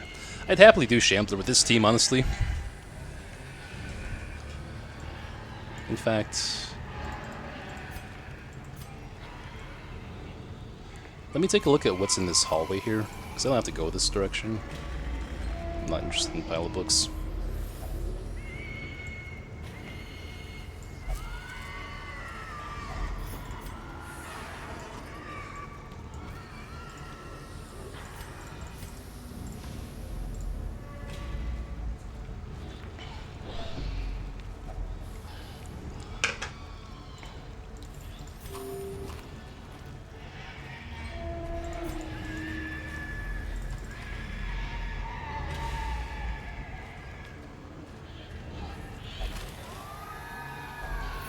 Finding the Nice. stuff is only the first test. Now it must be carried I know this home. was 2 holy waters. Probably get those out of my inventory. If only treasure could staunch the flow Perfect. of otherworldly corruption. Nice. Now, I will... I could backtrack. I forgot what this curio was. Probably like a pile of books or something. So let's just go here, try to scout out this room somehow. We'll do every battle we can, pretty much.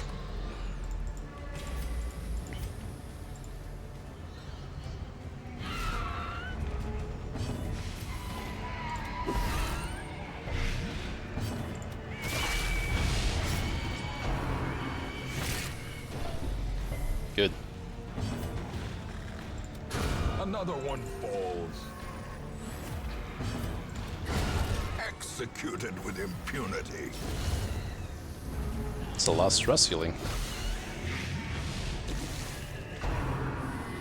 Good.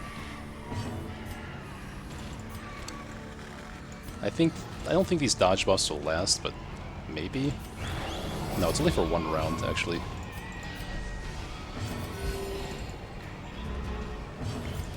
Their formation is broken.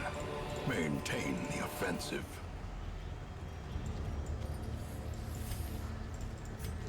Asmith, good afternoon. Welcome back. Ooh. Perfect.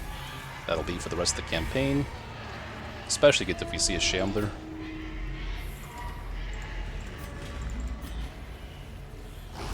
Okay, that's a good fight for me to take.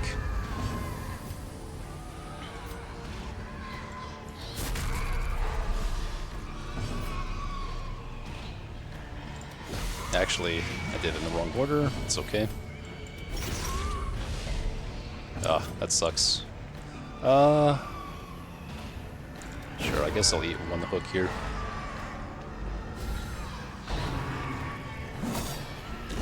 Great is the weapon that cuts on its own. The slow death. Unforeseen. Unforgiving.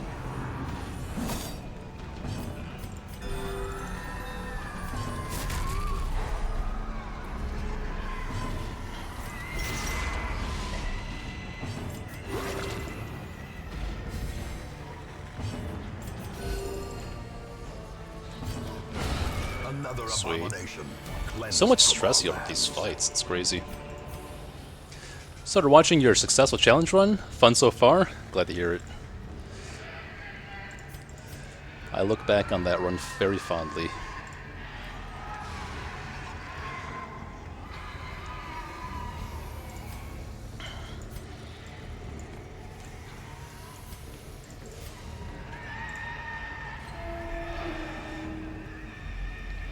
Okay, we did not get the scout here, and this fight is actually a little bit threatening.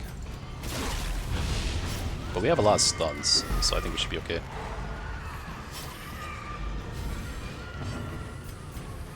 I really want to kill this thing, though. Try to stun here. Having 2 chances to stun here is also good, though. In that case, we can just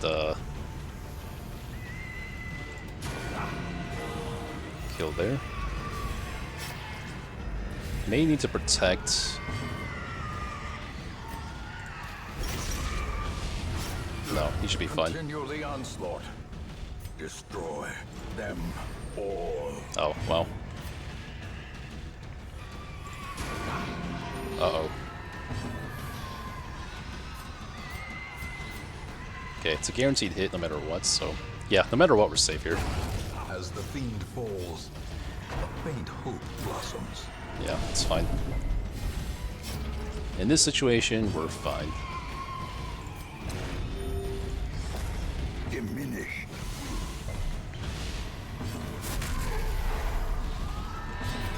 Next turn we kill. Oh, let's get rid of this individual. I gotta think about like getting some mods sometime. Going for now, thank you for the stream. Good luck on the run. Appreciate it, Kenja Nacho. Thanks for tuning in. Hope I'll see you around. Have yourself a good Friday evening.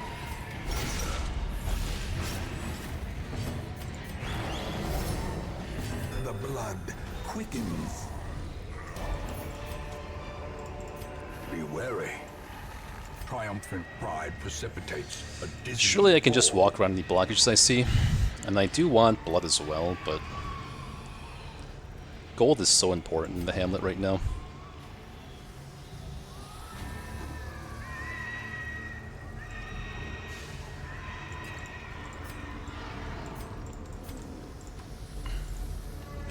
Or, you know what? I'd probably go up here first and try to scout here, and then scout...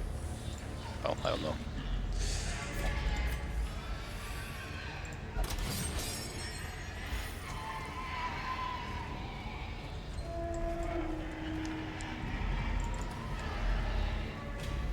I don't know if this hallway is actually scouted, or I just peeked into this tile here. Doesn't change my play, though.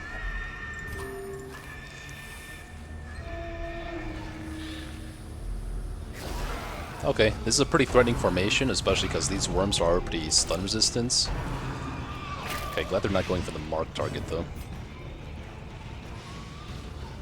I may even want to focus one worm down specifically, but I really want to get this damage in too. Quakes.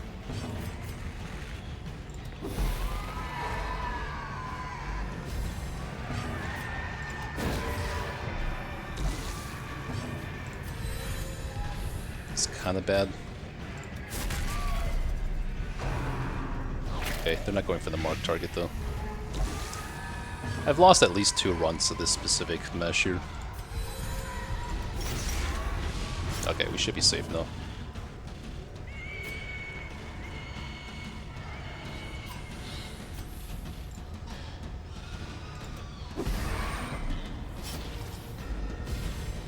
Don't I have... Oh, I forgot to take Incision. I was like, isn't something missing here?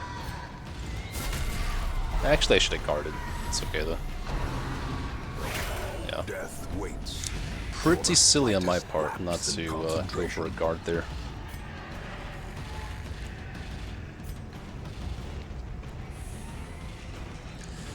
This is a little bit problematic. They have 50 stun resist, I have 70 stun chance.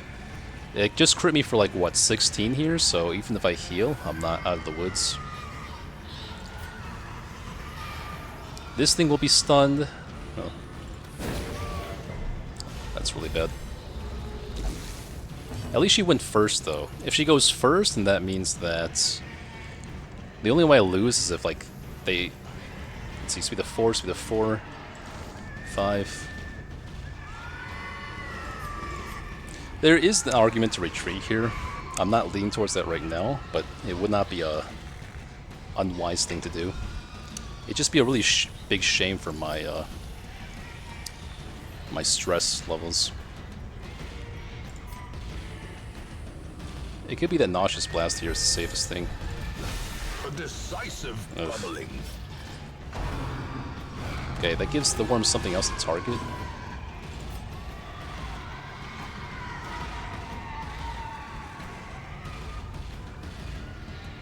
Okay, so now if I kill this, which I am going to kill it, there's no way she can die now.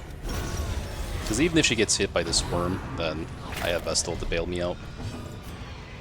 I can guard with Houndmaster here, so I should be all set.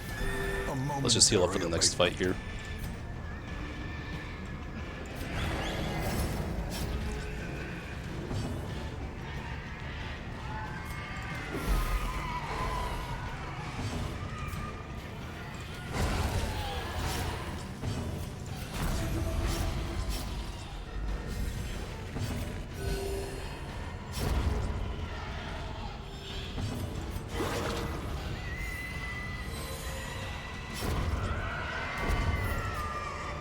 As victories mount.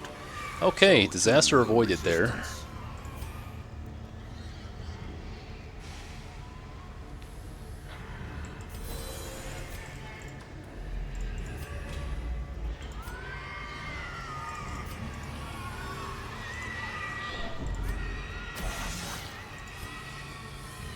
Cruel machinations spring to life with a singular purpose. I forgot to switch her skills around again. Oh, I cannot be making mistakes like that in a challenge room like this.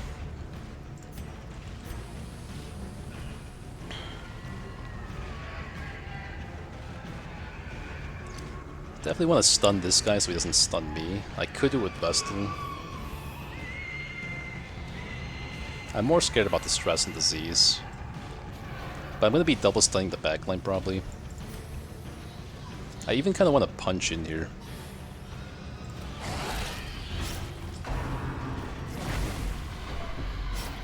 Ugh. Awful.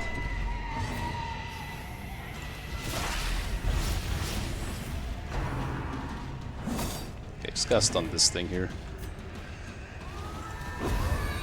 Oops, I meant to actually stun there. Ugh, what am I doing?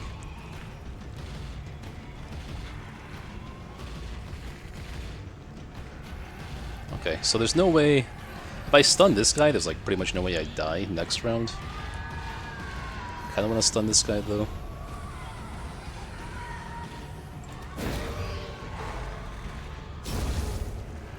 Alright, Giraffe. Thanks for tuning in. See you next time.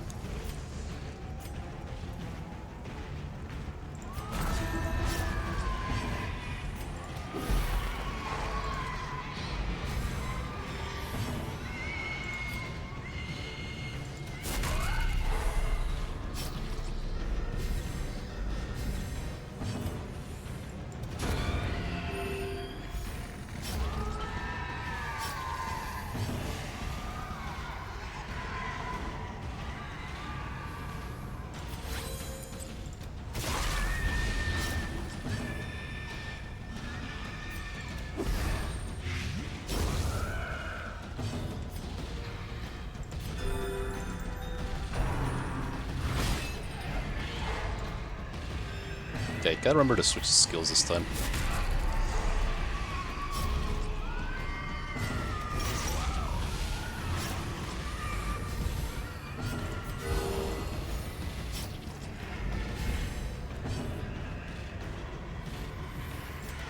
A devastating blow.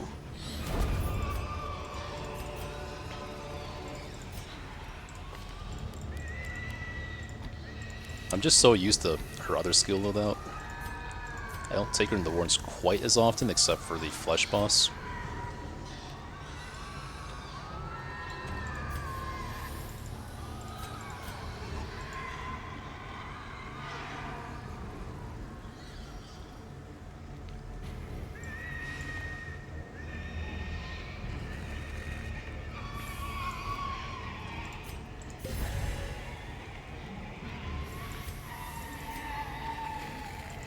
Let's take a peek over here, see what other heroes there are first.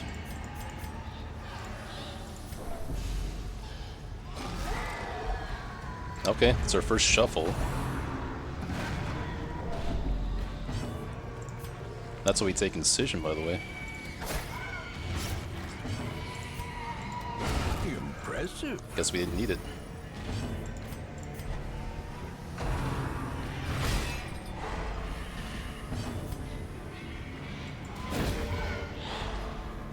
Okay, it could have been a lot worse if this thing crit cleaved us for stress.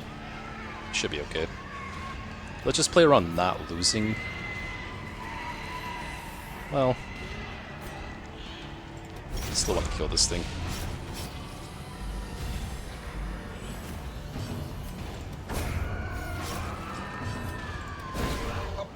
Good.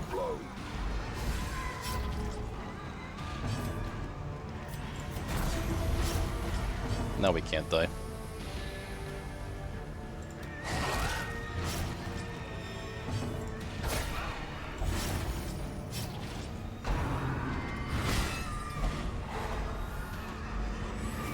You really had like 1 HP left. It's funny.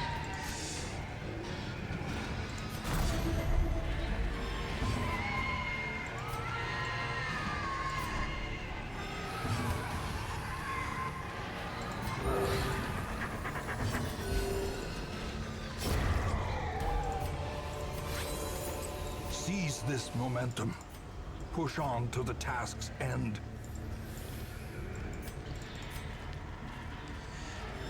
Good old Weedy, you couldn't wait to get back to this challenge, huh?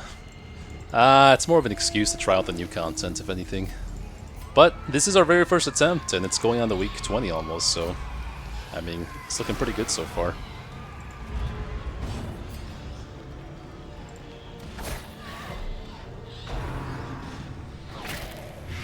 Right when I throw out my anti-venom, by the way.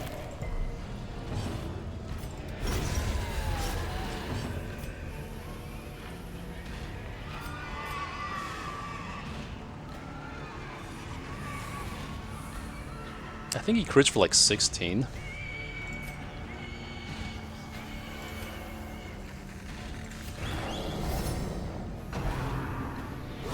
Aids without the market's aid. With the market's doubled. Strike.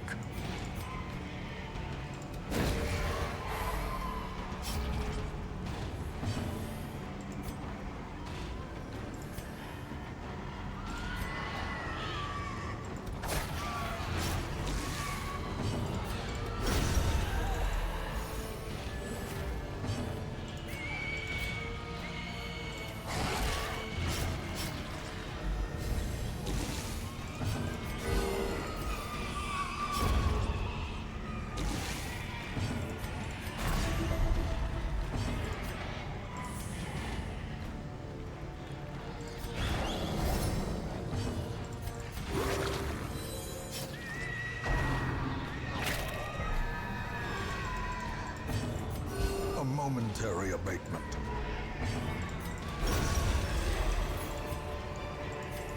Success. Oh, that's a rack of knives I see peeking out there. Okay, glad I kept the Or is it bandages. merely a trick of the light? Well,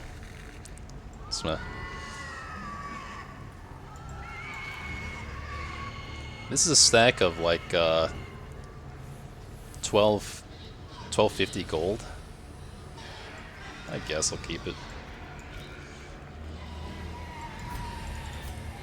Let me see what's in this room first.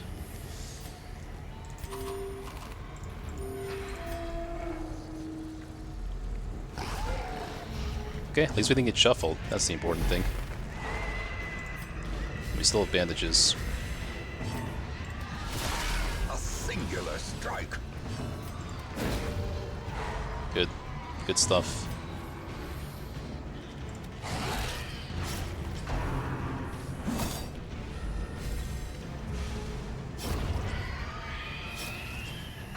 Oh, you fucker. Okay, no crit at least.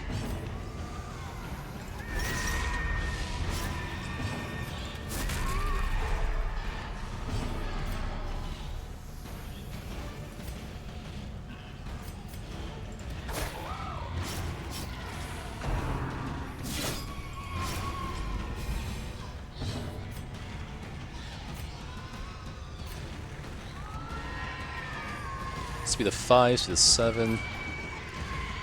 Could be some small chance he goes first, crits here, Deathless door. If I heal, that shouldn't happen.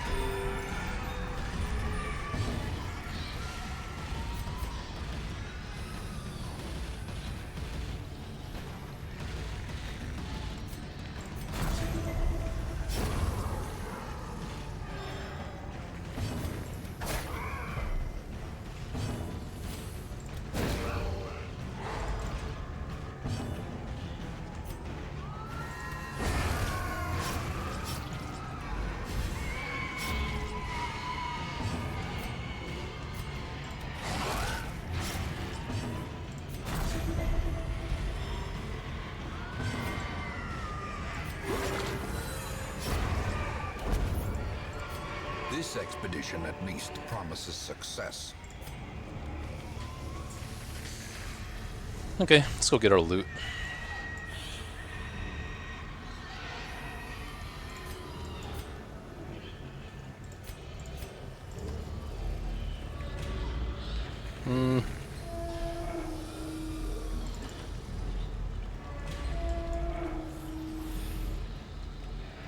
Let me throw out the bandages first.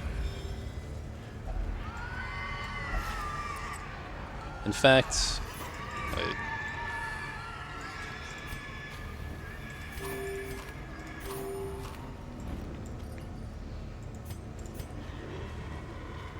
Let me go here first, actually. Throw out the keys, and I have more slots on my inventory.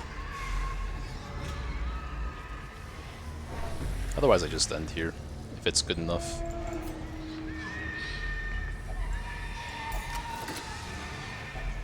A handsome reward. This may just be For good a enough. task well performed. Sure. Not a bad haul. 14k, even without the secret room? Okay. A lot of portraits, too. Antsy, that sucks. Bad humors. It's pretty bad until I can camp. Okay, so I gotta get Antsy off. Or I may just actually run this Plague Doctor back into their dungeon, because I don't think she has anything good. So if she gets level 3, I just dismiss her A fresh irritant and free up a to slot. some, Yeah, she's got nothing good. She's got a lot of bad sanguine stuff, though. memory to me. 24k. Okay. Gotta start taking Antiquarian out, though. Oh, Steady Bracer, though? Hell yeah. Definitely going for that. So yeah, this Plague Doctor, even though she's Titanophobia, I'm sure she'll suffice for this mission.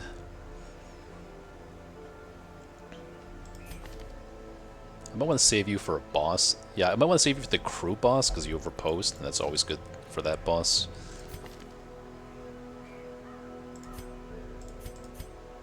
We still have Runaway sitting on our team here with nothing to do.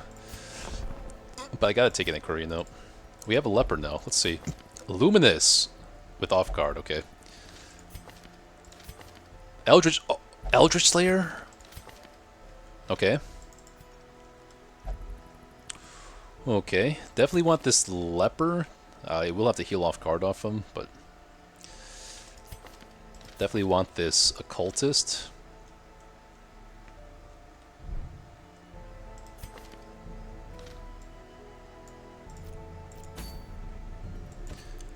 We'll have to see. Okay.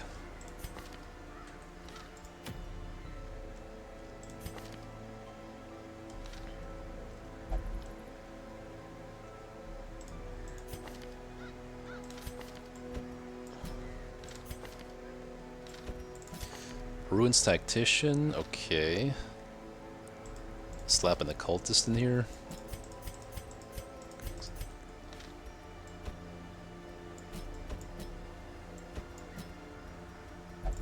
This could work. It's not a good team by any means, but like most of the weeks I play this game, it's really just looking for good enough for the purposes of what I'm trying to accomplish. This week I'm trying to... I have a couple goals here. Getting this Plague Doctor to level 3 so I can dismiss her, because she's Zancy. Getting gold for that Aquarian.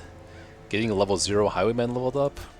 And then having a healer. So this fulfills the goals of this week. It's just a little bit risky with the level 0 Highwayman.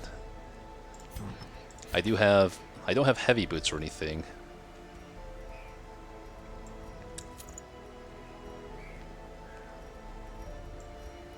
Have to do something like this. So we increase our dodge. We lose pistol shot value, but it should be okay.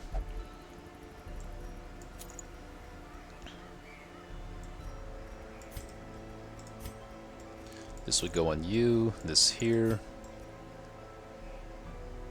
Something like this here.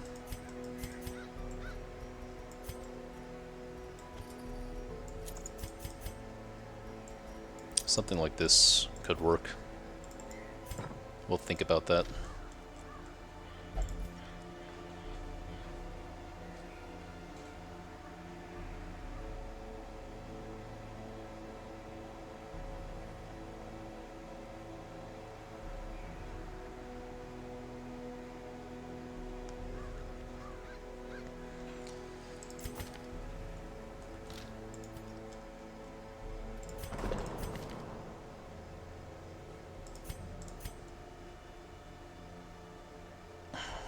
I could dismiss this Grave Robber too.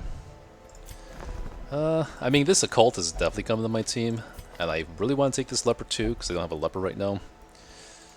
I do need to get everyone to level 6. This Vestal's not really good, but she's a primary healer.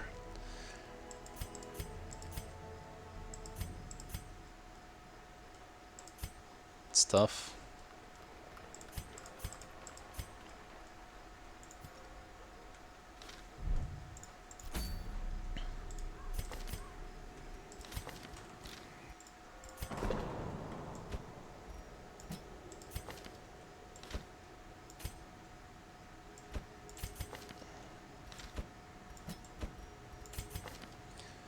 You even have Tipplers, so yeah, I guess she's actually being dismissed.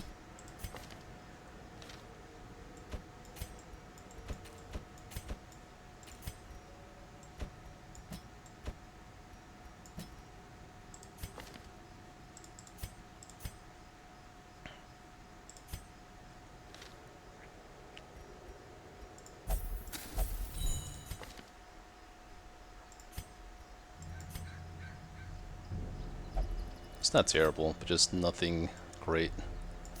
I need occultists though. I need at least like 3 occultists, 2 or 3 occultists for this campaign, I imagine. If I were to fight a Luminous, it's probably just good enough for my endgame Leper.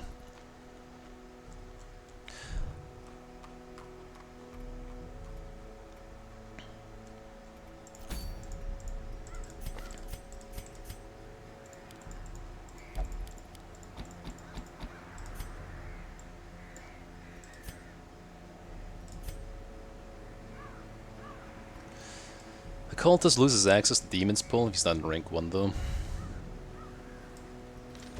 I could also play in this positioning. Hold on a second guys, BRB.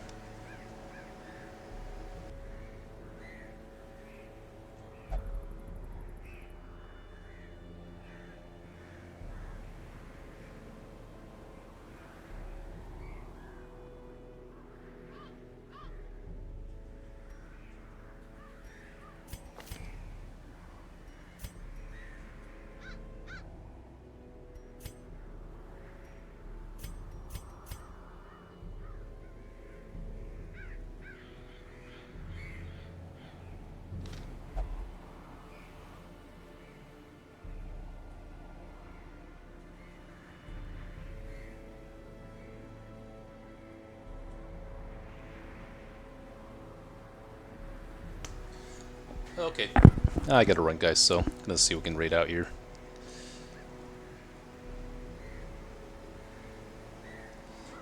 Is anyone doing like Torchless or something?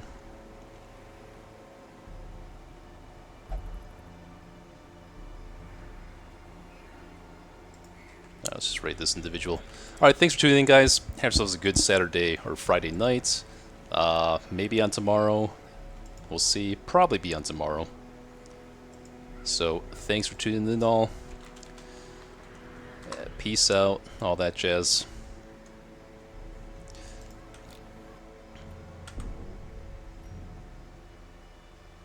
Alright, raiding out.